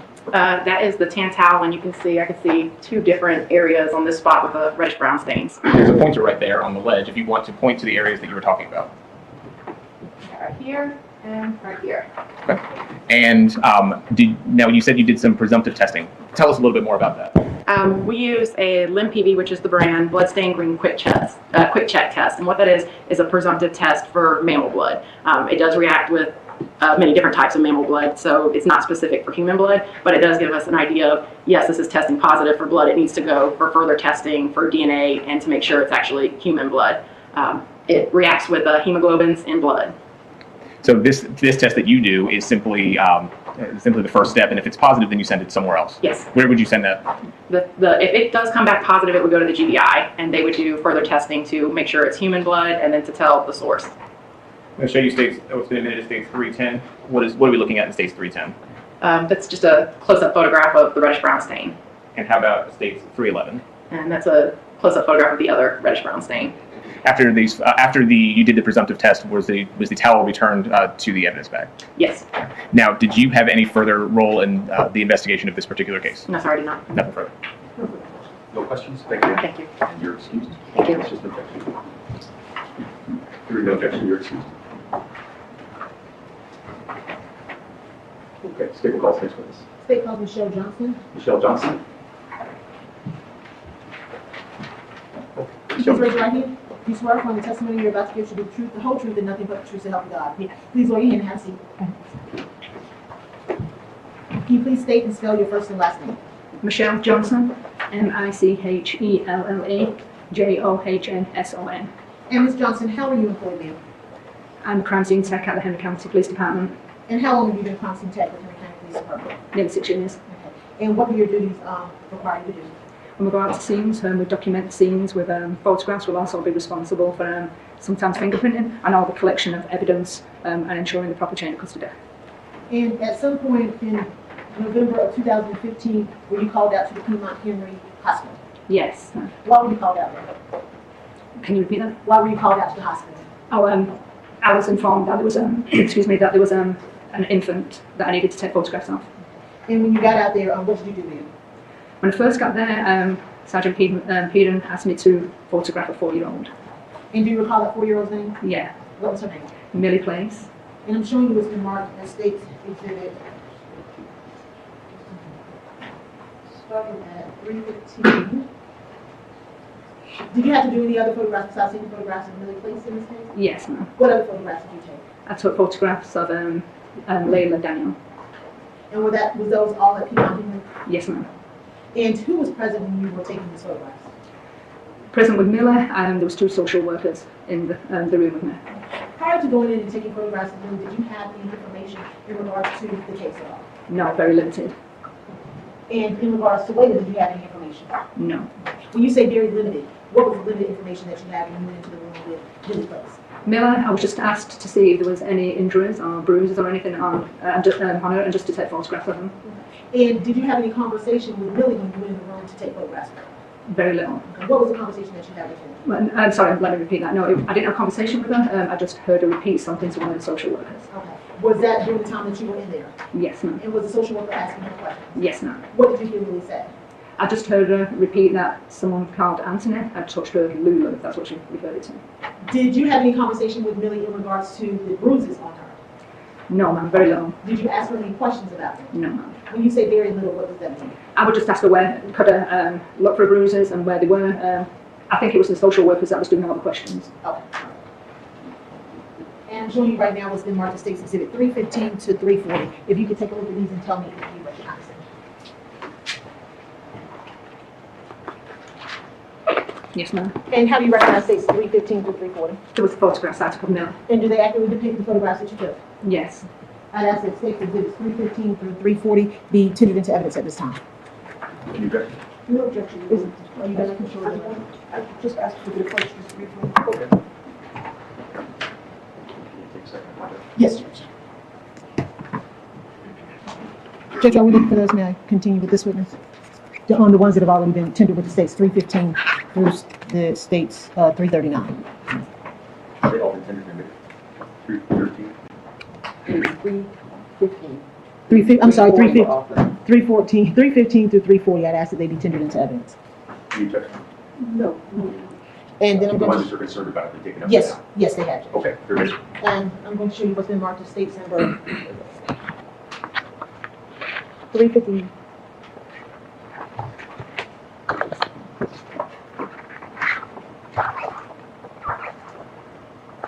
.341 through States Exhibit 357. If you can look at these.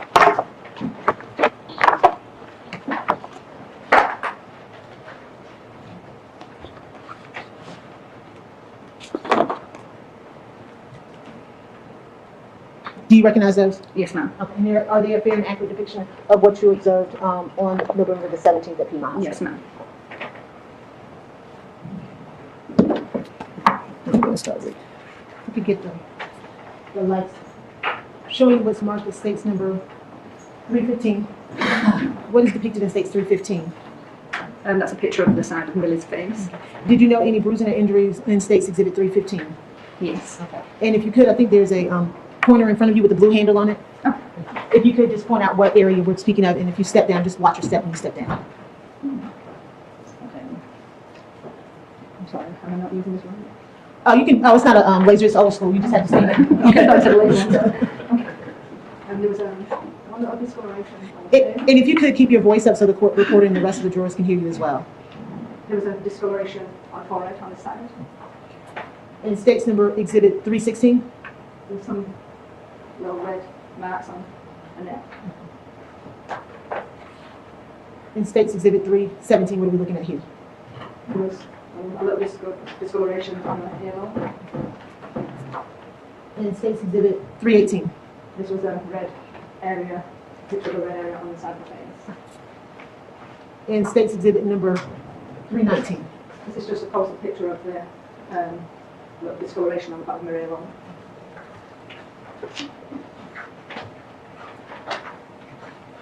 In State's Exhibit number 322. This picture is close up on the scale of the picture and with a discoloration on it yellow. In State's Exhibit 323. This was a picture of the back of her hair with a little red area. In State's Exhibit 324. This is a close up picture with the scale of the red area on the back of her hair. In State's Exhibit 325. This was a close up picture of the discoloration on the forehead.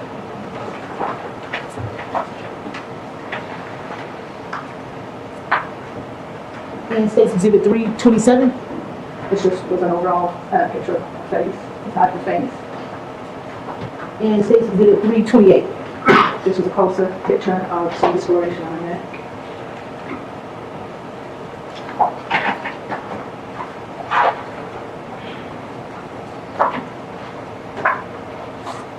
In State's Exhibit 334. What are you looking at here? This photograph was the top of Milla's head, and there was a scaly place right here. In State's Exhibit 335. That's a close-up picture of the scale at the top of the head with that scaly patch. And State's Exhibit 336. This is just an overall picture of close-up picture of front of the body. What part of Billy's body did you take pictures of? All of it. In State's Exhibit 337. Just a picture of the right arm. In State's Exhibit 339. A closer picture of the top of her hand. In State's Exhibit 340. A picture of the palm of her hand.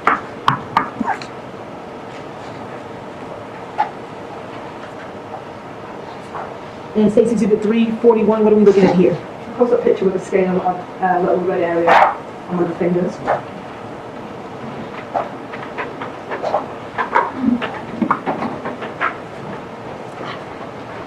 And what are we looking at in State's Exhibit 351? Just a photograph of the legs.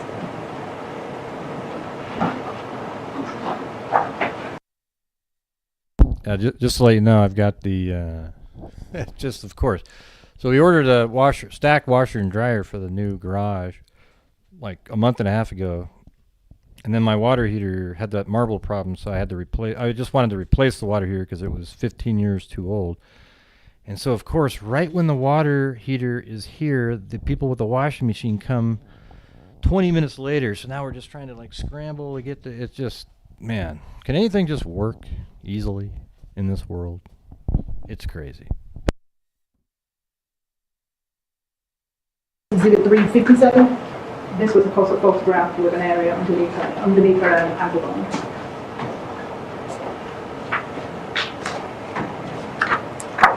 In State's Exhibit number 81, what is depicted in that? This has already been entered in previously continued. This was a close-up photograph of a buttocks with different areas on, and an area on the side of the back. And the reason that's bad is because they're battling a small area to put it both in.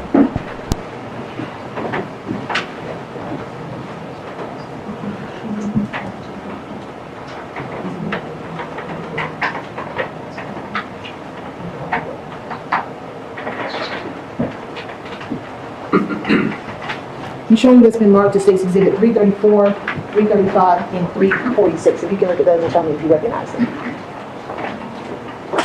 Yes, ma'am. And do they fairly and accurately depict what you observed on November the 17th? Yes, we do. And I'm also going to show you State's Exhibits 368, 69, 70, and 71, if you can look at those.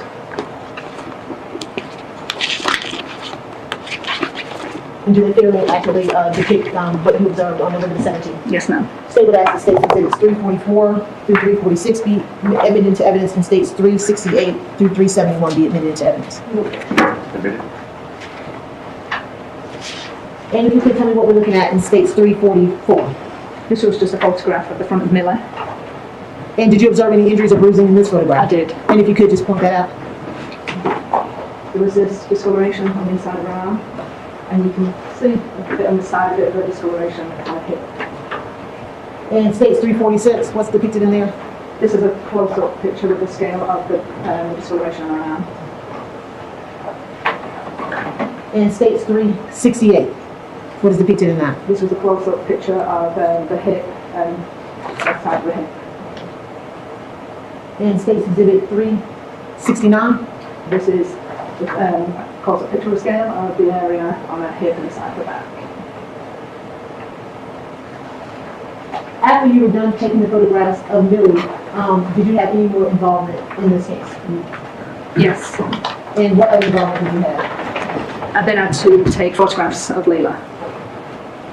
And besides taking photographs of Millie and Laila, did you also take photographs of the home as well? Yes. No. Any other involvement in this case? No. Nothing further at this time. Okay.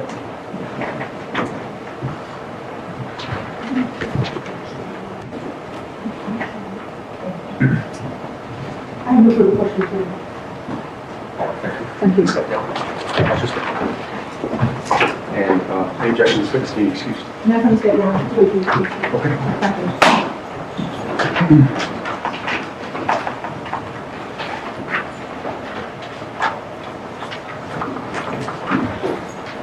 Please, our next witness. Oh, Judge, the next witness is going to be pretty lengthy. I see. All right, thank you. Ladies and gentlemen, let's go ahead and take our lunch break now. We'll see you back here at 1:15. 1:15. It's time to say the continuing to evidence case exhibit 341 through 357. Third ready. 341, 357. Skip calls, next witness. The state calls Kelly Jennison. Right up here, please, ma'am.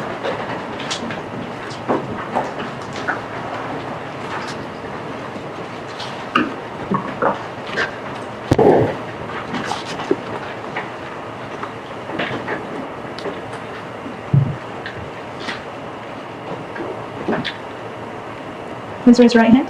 Do you solemnly swear or affirm the testimony you shall give this court shall be the truth, the whole truth, and nothing but the truth, so help you God? I do. Thank you. If you could please state and spell your name for the record. It's Kelly, Kelley, Jimison, Jimison. Now, in 2015, did you go by the name Kelly Gaskin? I did. And how do you spell Gaskin? Gaskin. And how are you currently employed? As a pediatric nurse practitioner with Children's Healthcare of Atlanta in the department of the Stephanie V. Blank Center for Safe and Healthy Children. And how long have you worked there? 12 and a half years. What is the Stephanie V. Blank Center? It is a child advocacy center. And what are your duties at the Stephanie V. Blank Center? I diagnose, treat, and evaluate children when there is a concern for physical or sexual abuse. And were your duties the same as they are now on November 20th, 2015? They were. Prior to working at Children's Healthcare of Atlanta, where did you work? I worked at Hughes Spalding Hospital, which was not affiliated with Children's at that time and was part of the Grant Health system. How long did you work there? 10 years. What were your job duties there? I was also a pediatric nurse practitioner working in an emergency room setting. And at, I believe you said Hughes Spalding? Correct. Did you also perform physical and sexual exams on children? Yes. Now, at the Stephanie V. Blank Center, do you conduct the sexual abuse and physical abuse exams on children? Yes. And approximately how many total exams have you done when there's been concerns of child physical abuse? In the thousands. And does that include your time at Hughes Spalding? No. So that's just at the Stephanie V. Blank Center? Correct. Now, how do patients generally come to the Stephanie V. Blank Center? One of two ways. Either they are seen acutely when there is something that has very recently happened within potentially 72 hours in the emergency room setting, and we're called in as consultants, or they are scheduled in our outpatient clinic that is located on the campus of Scottish Rite. I want to call your attention to November 20 of 2015. Did you perform a physical examination on Millie Place? I did. And how did she come into your center? She came in with a defects caseworker after concern was raised following the death of her 2-year-old sibling, and they were requesting examination and evaluation for concern of physical injuries. Did Millie have a scheduled appointment, or did she come in through the ER? She had a scheduled appointment. And at this time, I tender State's Exhibit 372 evidence. Exhibit 372. Those are Millie's medical records for November 20, 2015. Now, when we talk about a patient's history in the context we are now, what does that mean? A patient's history of what we consider the present illness are the specific complaints, signs, symptoms, or concerns that are being brought forth or why the patient is seeking medical attention. And in this case, who provided you with that history? The caseworker from Henry County Defects that was present. And generally, what was the history provided to you? I'm going to refer to my note if that's okay. That'd be fine. It was not a very specific history. There was not a lot of information known to the caseworker, who I believe had just been put onto this case. Again, there was a sibling that was deceased. There was concern for non-accidental injury with that sibling, and therefore, and as is typical, precautionary exams are often conducted on siblings that are in the same home.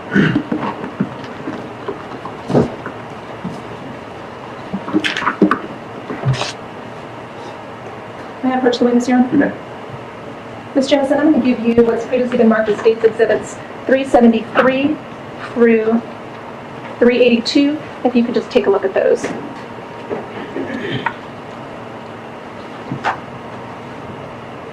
Okay. Do you recognize those photographs? I do. And how do you recognize them? I took them during her examination. And does Exhibits 373 through 382 accurately reflect Millie's appearance on November 20, 2015? Yes. This time it tender State's Exhibits 373 through 382 into evidence. Permission to publish. Your call. Now putting 373 on the screen. Why did you take this picture here? That was just a way to quickly identify the patient by name and date of birth and medical record number. And now 374. What are we looking at? That is the face of the patient. And why do you take the face of the patient? Also as an identifier.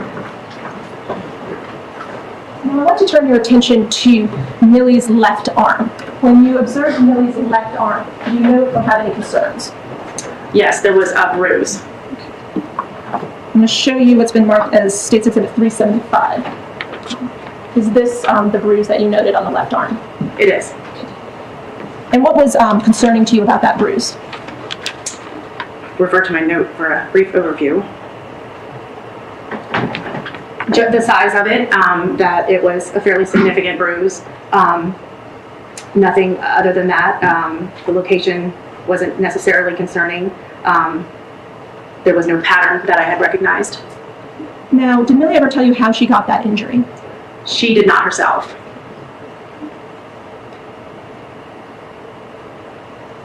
Now, I'll turn your attention to Millie, the right side of Millie's face. What, if anything, was concerning to you about the right side of Millie's face?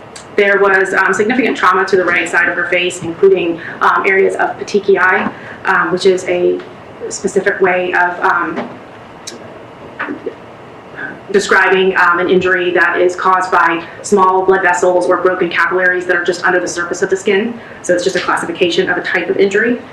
There was also an area of, I have documented here as ecchymosis, which is the medical term for bruising over the jaw, and that was concerning. And there were also injuries around, on, and behind her ear, which was also concerning. I'm going to take those one by one. As to the side of Millie's neck, I'm going to put on the 378. Is this the injuries that you observed? Yes. I think there's a pointer, I believe, right there. It's sort of hard to see sometime on the screen. So if you could point to the area that you were noting on the neck. Okay, so right here, this is an area of petechiae. The coloring is not great, so it's a little bit distorted there. So that would be the area in question.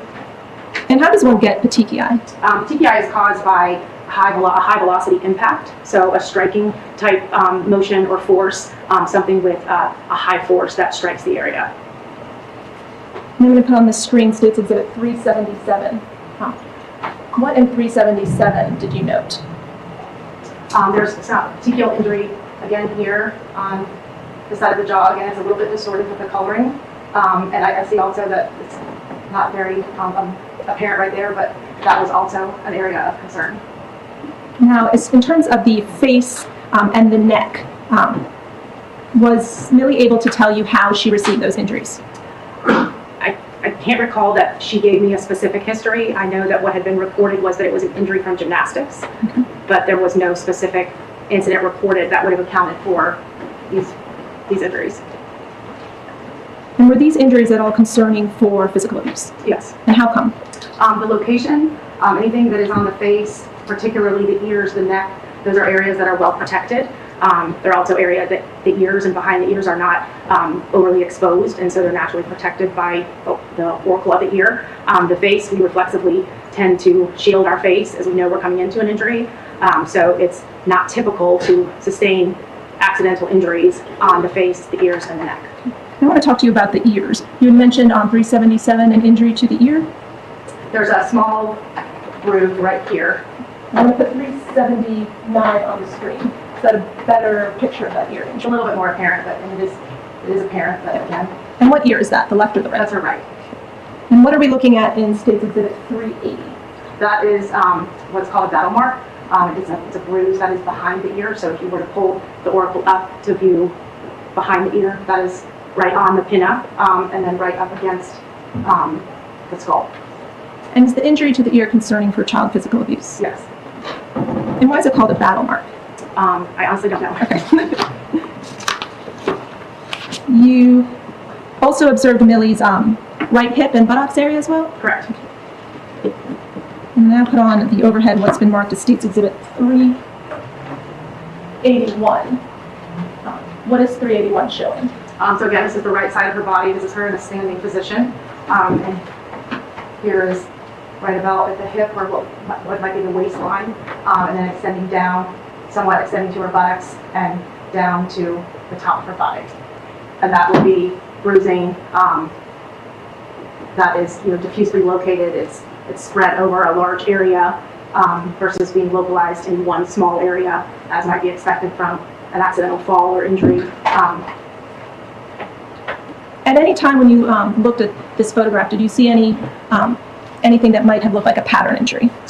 Initially, what I documented was non-pattern injuries, but looking at it, I do see a clear, well-defined border here that could potentially be a loop mark. There's areas of sparing, which could potentially be caused by an object or some belt buckle that doesn't have anything on the center. That's how you get patterned or injuries that have well-defined borders. Even a handprint can leave a pattern or an area of sparing if the hand doesn't come into complete contact with the tissue. And was this injury concerning for child abuse, physical abuse? Yes. And why is that? Again, the location, this is over very soft tissue, a lot of subcutaneous or fatty tissue. Typically when we have bone behind a bruise, the area bruises more easily because there's the force of the bone behind it. But when you talk about things like buttocks, thighs that are very fleshy areas of the body, they can withstand the impact at a greater force without sustaining injury or visible injury. So again, the diffuse location of the injury and the length that it covers the right side of her body, as well as some of the patterned markings, and as well as the tissue type that does not bruise easily. Those are all concerning. Now, when you look at Millie's arm in connection with the other injuries to her body, does that arm become concerning to you for physical abuse? In the constellation of the entire exam and all of the injuries, yes. I'm going to show you now what's been marked as States Exhibit 382. And what are we looking at there? These are her buttocks, obviously. These were just kind of macular, maybe ulcerated lesions that are kind of like a blister that's broken. And were these injuries or these red marks that you see in States 382, is that concerning for child abuse? Sorry, 382 on it. Okay, this would not be. That's typically hygiene related, possibly if it was, it's from friction rub, could have been the undergarments she was wearing, so that would not be concerning. I'm looking at the lights, please. You cannot see.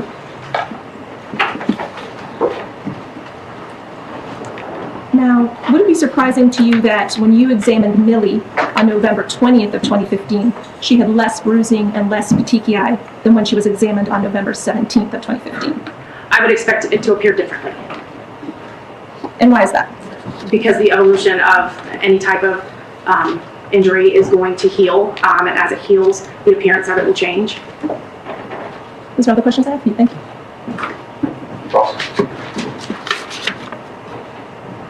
Good afternoon, it's, I won't quite guess it, but Jemison. Jemison.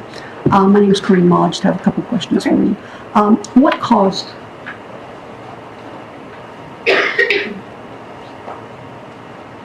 States Exhibit 380? What caused it? Yes. I don't know. What caused 379? I don't know. What caused 377? I don't know. what caused 378? I don't know. So it's fair to say, one more picture. 380? I don't know. What caused that? Sorry, I don't know. So it's fair to say that all these injuries that you've documented, these, for lack of a better word, injuries, you don't know how they got there, do you? Correct. Thank you. Let me just have a moment. Okay. Now, you mentioned that you had seen a pattern today, but you had not seen a pattern when you saw it on her body, correct? What I had documented was non-patterned. Non-patterned. And just today you decided some of them are patterned. Well, sometimes at a further look or a second look, you have a more fresh eye, and so things that were not apparent on her physical exam are more apparent in the photographs. Thank you. Just briefly, Ms. Jemison, in your 22 plus years conducting examinations, over 1,000 examinations of children where there's suspected child physical abuse, was what you saw on Millie and what we just talked about consistent with non-accidental trauma? Yes. Now, the fact that the bruise to the right hip was, you saw non-pattern before, and now you say you see some pattern, does that change your belief that is consistent with non-accidental trauma or child physical abuse? It would increase the concern. Increase the concern. Thank you. When you say high velocity, you're talking about something like a car accident, correct? Not necessarily. But that's a possibility, isn't it? I would imagine that that would be considered a high velocity type of accident. And seatbelts could create these injuries, could they not? They're typically patterned into the shape of a seatbelt, so you usually see a seatbelt sign. But yes, that could cause a patterned type injury that would appear like a seatbelt. Like this? Not petechiae. Now, you said that the arm was, as of itself, by itself, was not concerning for child abuse. Correct. Merely in the totality of circumstances. Correct. And what caused the big bruise on her arm? I don't know. Thank you. I have nothing further. Was there a reported history of a car accident? No. It's the first time you're hearing about a car accident today in court. Yes. And you said that the petechiae would not be consistent with a belt. Why is that? With a seatbelt. With a seatbelt. A seatbelt, such as in a car accident, that would be more of a force type injury. So it would be acceleration and a deceleration force type injury if you're pushed forward and then pushed back. And so it's called a seatbelt sign when people are in car accidents and sometimes there's abdominal trauma because of the lap belt, and sometimes you actually have a seatbelt sign. But again, it's patterned and it's in the position that a seatbelt would be. So in this case, it's not consistent with a seatbelt. Correct. Thank you. Isn't it true, though, Ms. Jemison, that if you came to an abrupt stop to avoid an accident occurring, that it could cause the petechiae that you see in both 331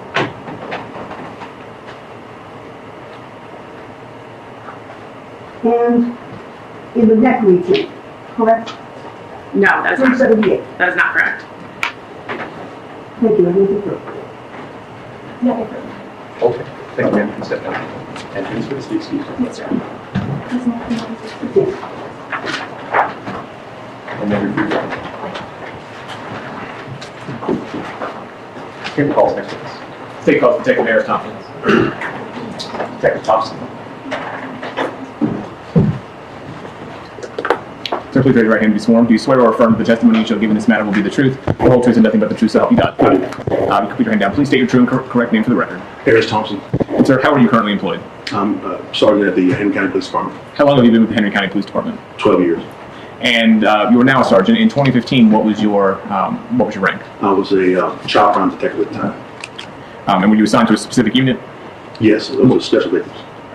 And are you post certified? I am. And what does it mean to be post certified? Basically mandated through the state of Georgia to conduct law enforcement. Now, I'm going to take you back to a case involving the death of Laila Daniel. Did you have any role in that investigation? Yes. What was your role? Probably about 2 days after the incident where Laila passed away, I was named the lead detective in the case. Now, did you actually respond to any portion of the investigation on the night of the incident, which was November 17th, 2015? No. Okay. So you did not respond to the hospital? No. And you did not respond to the home, correct? No. At that point, had you even been assigned to the case? No, I haven't. When you were assigned to the case, did you receive any information?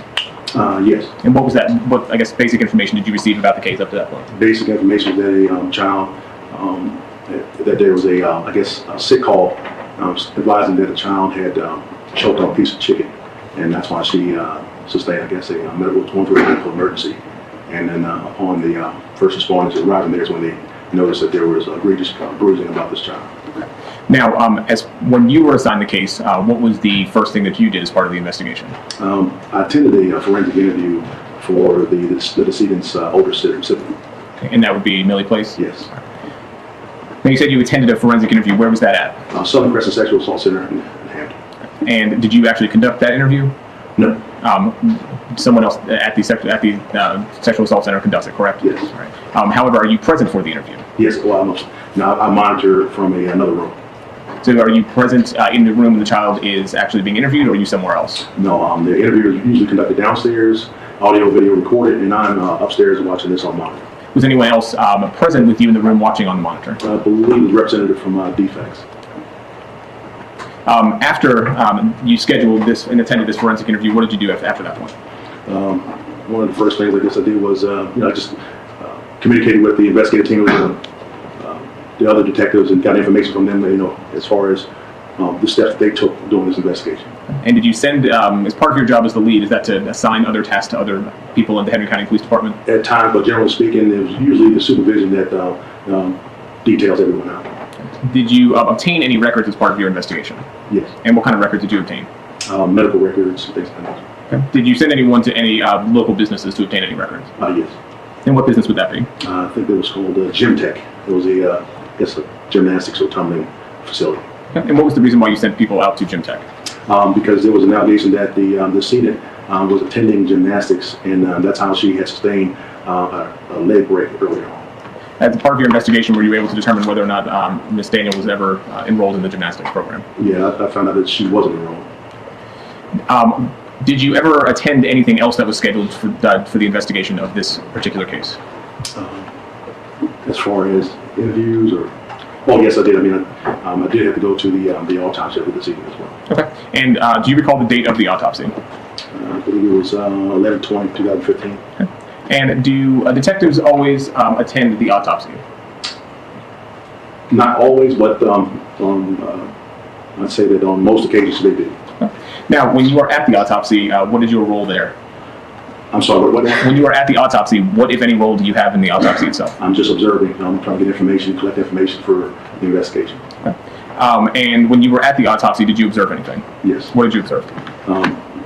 First thing I noticed was just because they had a child nude on the middle table, and I just noticed that she was covered in bruises and scars.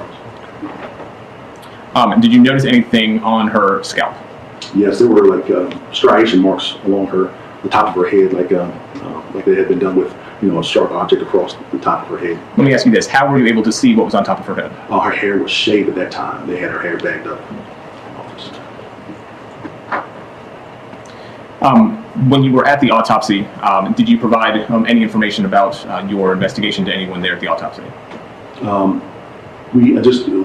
DFACS was present. There were probably about 4, maybe 5 representatives from DFACS who were asking certain details about the investigation. Okay. Based upon the information that you had at that point, did you have any concerns about non-accidental trauma? Non-accidental trauma? He was not been qualified as an expert to be able to determine non-accidental trauma. If I can ask you this, did you have any concerns for child abuse at that point? I did. Okay. And did you continue to investigate at that point? I did. Now, at some point, did you conduct an interview with the defendant, Jennifer Rosenbaum? Yes. Okay. Do you recall the date of that interview? It was 11/23/2015. And that would be about 6 days after the death? Yes, the death was on the 17th. And let me ask you this: to your knowledge, where were the defendants living when, at the time that you conducted the interview? Still living at the incident location where they had been residing. Okay. And your department had previously conducted a search warrant of that, correct? Yes. Now, did Ms. Rosenbaum come to the interview voluntarily? Yes. Did she have anyone with her? Yes. Who was with her? It was her attorney at the time. Now, was Ms. Rosenbaum free to leave? Yes, she was. Was she free to terminate the interview at any point? Yes. Was Ms. Rosenbaum under arrest at that point? No, it's non-custodial. Did you make any promises to Ms. Rosenbaum for her to come in and give you this interview? No. Did you threaten Ms. Rosenbaum in any way, shape, or form? No. Was her attorney present during the entire interview? Yes. What was the purpose as far as this interview? Basically, just wanted to gather information, find out what happened. Okay. I'm going to show to you what's been previously marked as State Exhibit 383.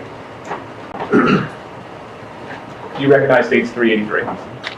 Yes, that's the CD that I marked that I viewed in the interview for Jennifer Rosenbaum. This is the interview with Jennifer Rosenbaum? Yes. Okay. And is this a true and correct copy of that interview? Yes. Were there any modifications, alterations, or deletions made to the interview? No. And did you do anything to this CD to indicate that this is in fact the interview that you viewed? I didn't do anything. Did you mark it in any way to indicate this is the CD you viewed? Yes, I did. And how did you mark it? With my initials. Your Honor, at this time I move into evidence States Exhibit 383. Okay. 383. So you in fact videotaped the interview with Ms. Rosenbaum? Yes. Okay. Your Honor, you may call it this time. Yeah. Your Honor, we do have the audio on these speakers isn't the greatest, so we do have transcripts available. Ms. Cole. Ask her to try and see if we can't do it by audio. Council approach, please.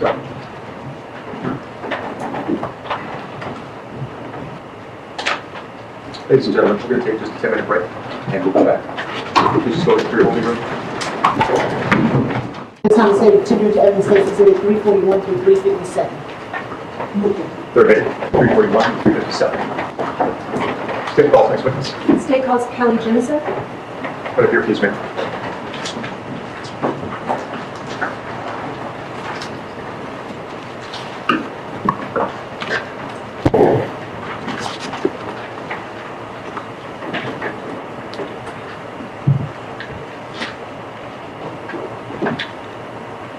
Please raise your right hand.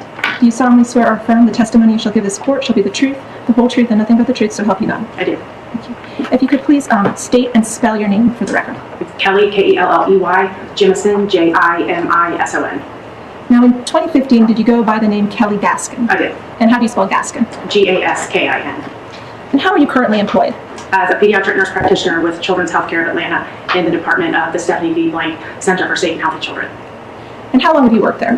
12 and a half years. What is the Stephanie V. Blank Center? It is a child advocacy center. And what are your duties at the Stephanie V. Blank Center? I diagnose, treat, and evaluate children when there's a concern for physical or sexual abuse. And were your duties the same as they are now on November 20th, 2015? They were. Prior to working at Children's Healthcare of Atlanta, where did you work? I worked at Hughes Spalding Hospital, which was not affiliated with Children's at that time and was part of Grant Health System. How long did you work there? 10 years. What were your job duties there? I was also a pediatric nurse practitioner working in an emergency room setting. And at, I believe you said Hughes Spalding? Correct. Did you also perform physical and sexual exams on children? Yes. Now, at the Stephanie V. Blank Center, do you conduct the sexual abuse and physical abuse exams on children? Yes. And approximately how many total exams have you done when there's been concerns of child physical abuse? In the thousands. And does that include your time at Hughes Spalding? No. So that's just at the Stephanie V. Blank Center? Correct. Now, how do patients generally come to the Stephanie V. Blank Center?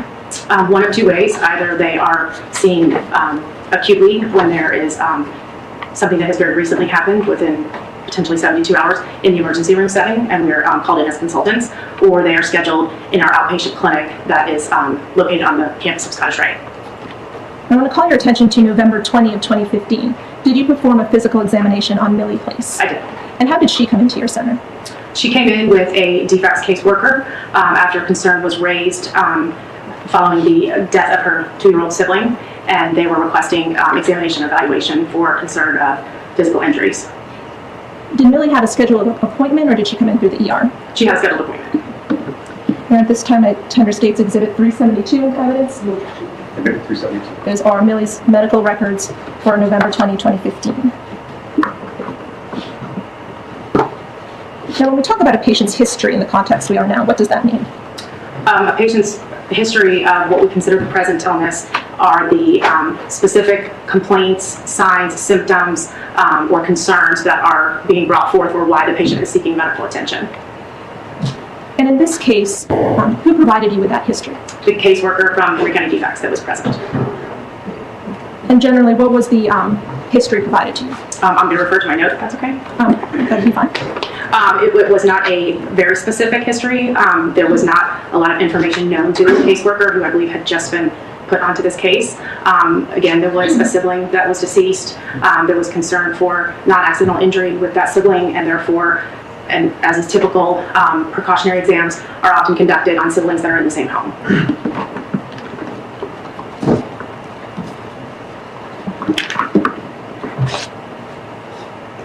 May I approach the witness, Your Honor?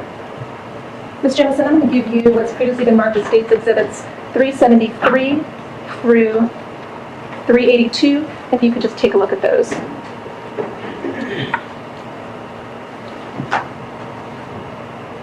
Okay. Do you recognize those photographs? I do. And how do you recognize them? I took them during her examination. And does Exhibits 373 through 382 accurately reflect Millie's appearance on November 20, 2015? Yes. This time attender State's Exhibits 373 through 382 into evidence. Permission to publish. Your call. Now putting 373 on the screen. When did you take this picture here? That was just a way to correctly identify the patient by name and date of birth and medical record number. And now 374. What are we looking at? That is the face of the patient. And why do you take the face of the patient? Also as an identifier. Now I want to turn your attention to Millie's left arm. When you observed Millie's left arm, did you note or have any concerns? Yes, there was a bruise. I'm going to show you what's been marked as State's Exhibit 375. Is this the bruise that you noted on the left arm? It is. And what was concerning to you about that bruise? Refer to my note for a brief overview. The size of it, that it was a fairly significant bruise. Nothing other than that. The location wasn't necessarily concerning. There was no pattern that I had recognized. Now, did Millie ever tell you how she got that injury? She did not herself.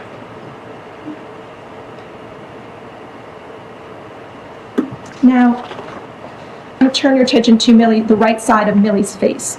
What, if anything, was concerning to you about the right side of Millie's face? There was significant trauma to the right side of her face, including areas of petechiae, which is a specific way of describing an injury that is caused by small blood vessels or broken capillaries that are just under the surface of the skin. So it's just a classification of a type of injury. There was also an area I have documented here as ecchymosis, which is the medical term for bruising over the jaw, and that was concerning. And there were also injuries around, on, and behind her ear, which was also concerning. I'm going to take those one by one. As to the side of Millie's neck, I'm going to put on the 378. Is this the injuries that you observed? Yes. I think there's a pointer, I believe, right there. It's sort of hard to see sometimes on the screen. So if you could point to the area that you were noting on the neck. Okay, so right here, this is an area of petechiae. The coloring is not great, so it's a little bit distorted there. But that would be the area in question. And how does one get petechiae? Petechiae is caused by a high velocity impact, so a striking type motion or force, something with a high force that strikes the area. I'm going to put on the screen State's Exhibit 377. What in 377 did you note? There's some petechial injury again here on the side of the jaw. Again, it's a little bit distorted with the coloring. And I see also that it's not very apparent right there, but that was also an area of concern. Now, in terms of the face and the neck, was Millie able to tell you how she received those injuries? I can't recall that she gave me a specific history. I know that what had been reported was that it was an injury from gymnastics, but there was no specific incident reported that would have accounted for these injuries. And were these injuries at all concerning for physical abuse? Yes. And how come? The location, anything that is on the face, particularly the ears, the neck, Those are areas that are well protected. They're also areas that the ears and behind the ears are not overly exposed, and so they're naturally protected by the auricle of the ear. The face, we reflexively tend to shield our face as we know we're coming into an injury. So it's not typical to sustain accidental injuries on the face, the ears, and the neck. I want to talk to you about the ears. You had mentioned on 377 an injury to the ear. There's a small groove right here. I'm going to put 379 on the screen. Is that a better picture of that ear injury? It's a little bit more apparent, but and it is apparent, but again. And what ear is that, the left or the right? That's her right. And what are we looking at in States Exhibit 380? That is what's called a battle mark. It's a bruise that is behind the ear, so if you were to pull the auricle up to view behind the ear, that is right on the pinna, and then right up against the skull. And is the injury to the ear concerning for child physical abuse? Yes. And why is it called a battle mark? I honestly don't know. Okay. You also observed Millie's right hip and buttocks area as well? Correct. And now put on the overhead what's been marked as States Exhibit 381. What is 381 showing? So again, this is the right side of her body. This is her in a standing position. And here is right about at the hip, or what might be the waistline, and then extending down, somewhat extending to her buttocks and down to the top of her body. And that would be bruising that is diffusely located. It's spread over a large area versus being localized in one small area, as might be expected from an accidental fall or injury. At any time when you looked at this photograph, did you see anything that might have looked like a pattern injury? Initially, what I documented was non-pattern injuries, but looking at it, I do see a clear, well-defined border here that could potentially be a loop mark. There's areas of sparing, which could potentially be caused by an object or a belt buckle that doesn't have anything in on the center. That's how you get patterned or injuries that have well-defined borders. Even a handprint can leave a pattern or an area of sparing if the hand doesn't come into complete contact with the tissue. And was this injury concerning for child abuse, physical abuse? Yes. And why is that? Again, the location, this is over very soft tissue, a lot of subcutaneous or fatty tissue. Typically when we have bone behind a bruise, the area bruises more easily because there's the force of the bone behind it. But when you talk about things like buttocks, thighs that are very fleshy areas of the body, they can withstand the impact at a greater force without sustaining injury or visible injury. So again, the diffuse location of the injury and the length that it covers the right side of her body, as well as some of the patterned markings, and as well as the tissue type that does not bruise easily. Those are all concerning.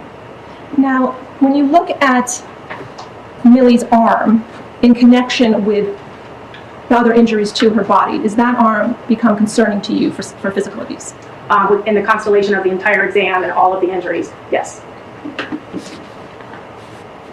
going to show you now what's been marked as States Exhibit 382. And what are we looking at there? These are her buttocks, obviously. These were just kind of macular, maybe ulcerated lesions that are kind of like a blister that's broken. And were these injuries or these red marks that you see in States 382, is that concerning for child abuse? Sorry, 382 on this.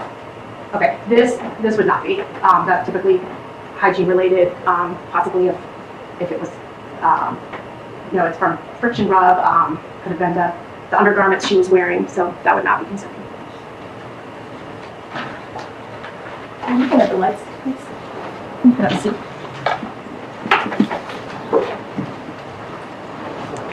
Now, would it be surprising to you that when you examined Millie on November 20th of 2015, she had less bruising and less petechiae than when she was examined on November 17th of 2015?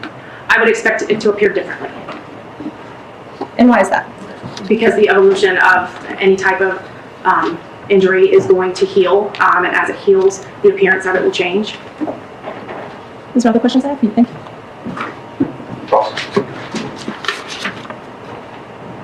Good afternoon. It's Jemison. My name is Kareem Mall. I just have a couple of questions for you. What caused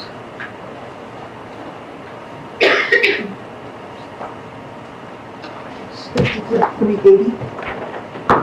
What caused it? Yes. I don't know. What caused 379? I don't Mr. know. Martinez, are you angry at me?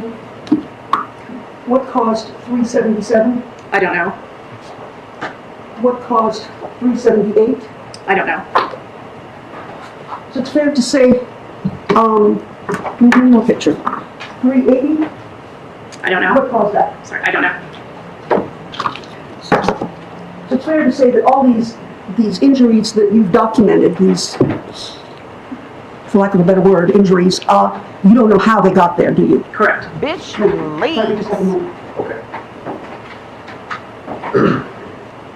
Now, you mentioned that you had seen a pattern today, but you had not seen a pattern when you saw it on her body, correct? What I had documented was non-patterned. Non-patterned, and just today you decided some of them are patterned. Well, sometimes at a further look or a second look, you have a more fresh eye, and so things that were not apparent on her physical exam are more apparent in the photographs. Thank you. Just briefly, Your Honor. Ms. Jimison, in your 22 plus years conducting examinations, over 1,000 examinations of children where there's suspected child physical abuse, is what you saw on Millie and what we just talked about consistent with non-accidental trauma? Yes. Now, the fact that the bruise to the right hip was, you saw non-pattern before, and now you say you see some pattern, does that change your belief that is consistent with non-accidental trauma or child physical abuse? It would increase the concern. Increase the concern. Thank you. When you say high velocity, you're talking about something like a car accident, correct? Not necessarily. But that's a possibility, isn't it? I would imagine that that would be considered a high velocity type of accident. And seatbelts could create these injuries, could they not? They're typically patterned into the shape of a seatbelt, so you usually see a seatbelt sign. But yes, that could cause a patterned type injury that would appear like a seatbelt. Like this? Not petechiae. Now, you said that the arm was,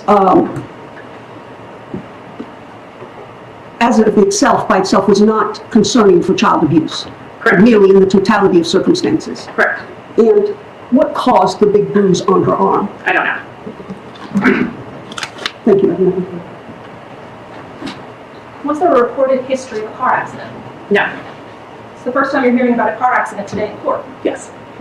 And you said that the petechiae would not be consistent with a belt. Why is that?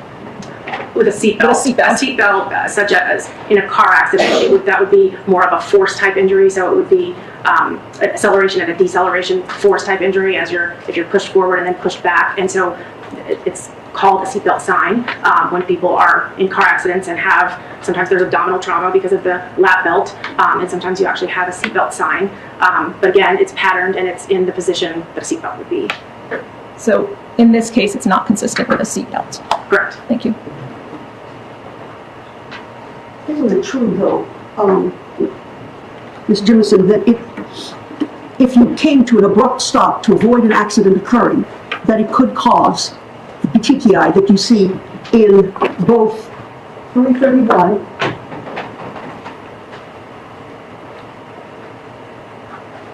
and in the neck region, correct? No, that is not. 378. That is not correct. Thank you. I don't think Okay, thank you, ma'am. Step down. And please for the speak, excuse me. Yes, sir. Yes. And then repeat. Here, calls next witness. Take call, Detective Mayor Thompson. Detective Thompson. Sir, please raise your right hand and be sworn. Do you swear or affirm that the testimony you shall give in this matter will be the truth, the whole truth, and nothing but the truth, so help you God? You can put your hand down. Please state your true and correct name for the record. Harris Thompson. And sir, how are you currently employed? I'm sergeant at the Henry County Police Department. How long have you been with the Henry County Police Department? 12 years. And you are now a sergeant. In 2015, what was your rank? I was a child crime detective at the time. And were you assigned to a specific unit? Yes, it was a special victims. And are you post-certified? I am. And what does it mean to be post-certified? Basically mandated through the state of Georgia to conduct law enforcement. Now, I'm going to take you back to a case involving the death of Laila Daniel. Did you have any role in that investigation? Yes. What was your role? Probably about 2 days after the incident, where Laila passed away, I was named the lead detective in the case. Now, did you actually respond to any portion of the investigation on the night of the incident, which was November 17th, 2015? No. So you did not respond to the hospital? No. And you did not respond to the home, correct? No. At that point, had you even been assigned to the case? No, I haven't. When you were assigned to the case, did you receive any information? Yes. And what was that? What, I guess, basic information did you receive about the case up to that point? Basic information that a child, that there was a sick call advising that a child had choked on a piece of chicken, and that's why she sustained, I guess, going through a medical emergency. And then upon the first responders arriving there is when they noticed that there was egregious bruising about this child. Okay. Now, as when you were assigned the case, what was the first thing that you did as part of the investigation? I attended a forensic interview for the decedent's older sibling. Okay. And that would be Millie Place? Yes. Now, you said you attended a forensic interview. Where was that at? Southern Crescent Sexual Assault Center in Hampton. And did you actually conduct that interview? No. Someone else at the sexual assault center conducts it, correct? Yes. Right. However, are you present for the interview? Yes. Well, I monitor from another room. So are you present in the room when the child is actually being interviewed, or are you somewhere else? No. The interview is usually conducted downstairs, audio, video recorded, and I'm upstairs watching this on monitor. Was anyone else present with you in the room watching on the monitor? I believe it was a representative from DFACS. After you scheduled this and attended this forensic interview, what did you do after that point? One of the first things I guess I did was, I just communicated with the investigative team, the other detectives, and got information from them, as far as the steps that they took during this investigation. And did you send, as part of your job as the lead, is that to assign other tasks to other people in the Henry County Police Department? At times, but generally speaking, it was usually the supervision that details everyone out. Did you obtain any records as part of your investigation? Yes. And what kind of records did you obtain? Medical records. Okay. Did you send anyone to any local businesses to obtain any records? Yes. And what business would that be? I think it was called Gym Tech. It was a gymnastics or tumbling facility. Okay. And what was the reason why you sent people out to Gym Tech? Because there was an allegation that the decedent was attending gymnastics, and that's how she had sustained a leg break earlier. As a part of your investigation, were you able to determine whether or not Ms. Daniel was ever enrolled in the gymnastics program? Yeah, I found out that she wasn't enrolled. Did you ever attend anything else that was scheduled for the investigation of this particular case? As far as interviews or... Oh, yes, I did. I mean, I did have to go to the autopsy of the decedent as well. Okay. And do you recall the date of the autopsy? I believe it was 11/20/2015. Okay. And do detectives always attend the autopsy? Not always, but I'd say that on most occasions they do. Okay. Now, when you were at the autopsy, what did your role there? I'm sorry, what? When you were at the autopsy, what, if any, role do you have in the autopsy itself? I'm just observing. I'm trying to get information, collect information for the investigation. Okay. And when you were at the autopsy, did you observe anything? Yes. What did you observe? First thing I noticed was just, because they had a child nude on the middle table, and I just noticed that she was covered in bruises and scars. Did you notice anything on her scalp? Yes, there were like striation marks along the top of her head, like they had been done with a sharp object across the top of her head. Let me ask you this: how were you able to see what was on top of her head? Her hair was shaved at that time. They had her hair bagged up. When you were at the autopsy, did you provide any information about your investigation to anyone there at the autopsy? DFACS was present. There were probably about 4, maybe 5 representatives from DFACS who were asking certain details about the investigation. Okay. Based upon the information that you had at that point, did you have any concerns about non-accidental trauma?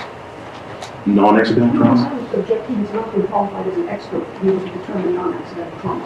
If I can ask you this, did you have any concerns for child abuse at that point? I did. Okay. And did you continue to investigate at that point? I did. Now, at some point, did you conduct an interview with the defendant, Jennifer Rosenbaum? Yes. Okay. Do you recall the date of that interview? It was 11/23, 2015. And that would be about 6 days after the death? Yes, because the death was on the 17th. And let me ask you this: to your knowledge, where were the defendants living when, at the time that you conducted the interview? Still living at the incident location where they had been residing. Okay. And your department had previously conducted a search warrant of that, correct? Yes. Now, did Ms. Rosenbaum come to the interview voluntarily? Yes. Did she have anyone with her? Yes. Who was with her? It was her attorney at the time. Now, was Ms. Rosenbaum free to leave? Yes, she was. Was she free to terminate the interview at any point? Yes. Was Ms. Rosenbaum under arrest at that point? I was non-consulted. Did you make any promises to Ms. Rosenbaum for her to come in and give you this interview? No. Did you threaten Ms. Rosenbaum in any way, shape, or form? No. Was her attorney present during the entire interview? Yes. What was the purpose as far as this interview? Basically, just want to gather information, find out what happened. Okay. I'm going to show to you what's been previously marked as State Exhibit 383. Do you recognize States 383? Yes, that's the CD that I marked that I viewed in the interview for Jennifer Rosenbaum. This is the interview with Jennifer Rosenbaum? Yes. Okay. And is this a true and correct copy of that interview? Yes. Were there any modifications, alterations, or deletions made to the interview? No. And did you do anything to this CD to indicate that this is in fact the interview that you viewed? I didn't do anything. Did you mark it in any way to indicate this is the CD you viewed? Yes, I did. And how did you mark it? With my initials. Your Honor, at this time I move into evidence State Exhibit 383. Okay. 383. So you in fact videotaped the interview with Ms. Rosenbaum? Yes. Okay. Your Honor, we may follow this time. Okay. Your Honor, we do have the audio on these speakers isn't the greatest, so we do have transcripts available. Ms. Cole. Ask them, try and see if we can't do it by audio. Council approach, please.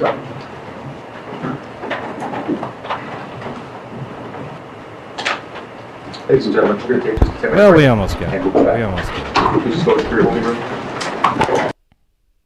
Well, there it is, everybody. That was another non-goal reached, but it was only 2 hours, so I'll cut some slack for today.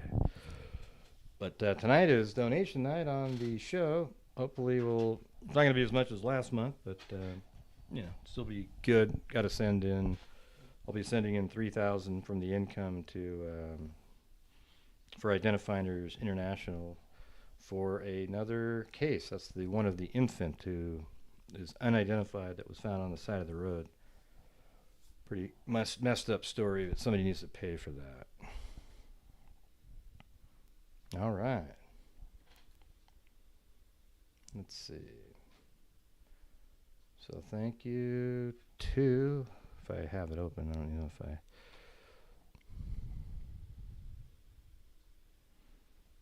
There's still time, you guys. We're just going through this. Let's see.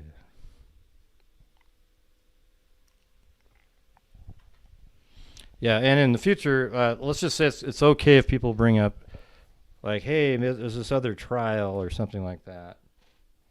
I don't know if the other person earlier seemed like they were more into, like, hey, I'm there, I'm going to be doing, like wanted some publicity or something. But, it's okay because everybody's looking for something that might be more, interesting to people. And, this one's, it's interesting. It's just, when you look at the numbers, today we had 57 people watching. I guess that's better than 20. It's better than 56.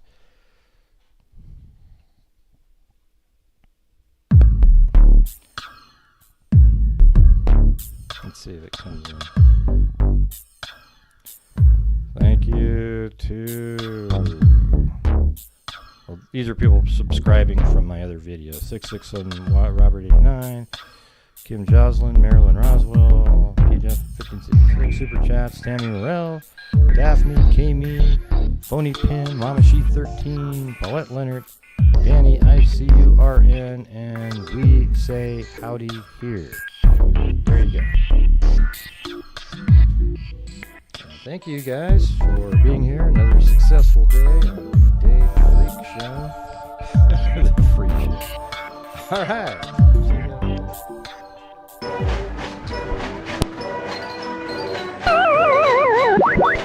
Drama! Huh? It's a house!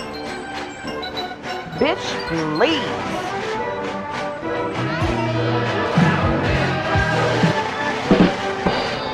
Dude! Ray is so mean!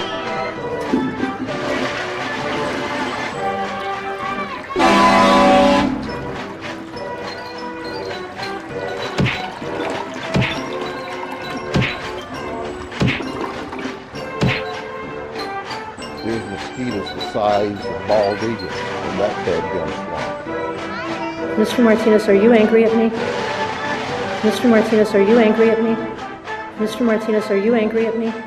Mr. Martinez, are you angry at me? Mr. Martinez, are you angry at me? Mr. Martinez, are you angry at me? Mr. Martinez, are you angry at me?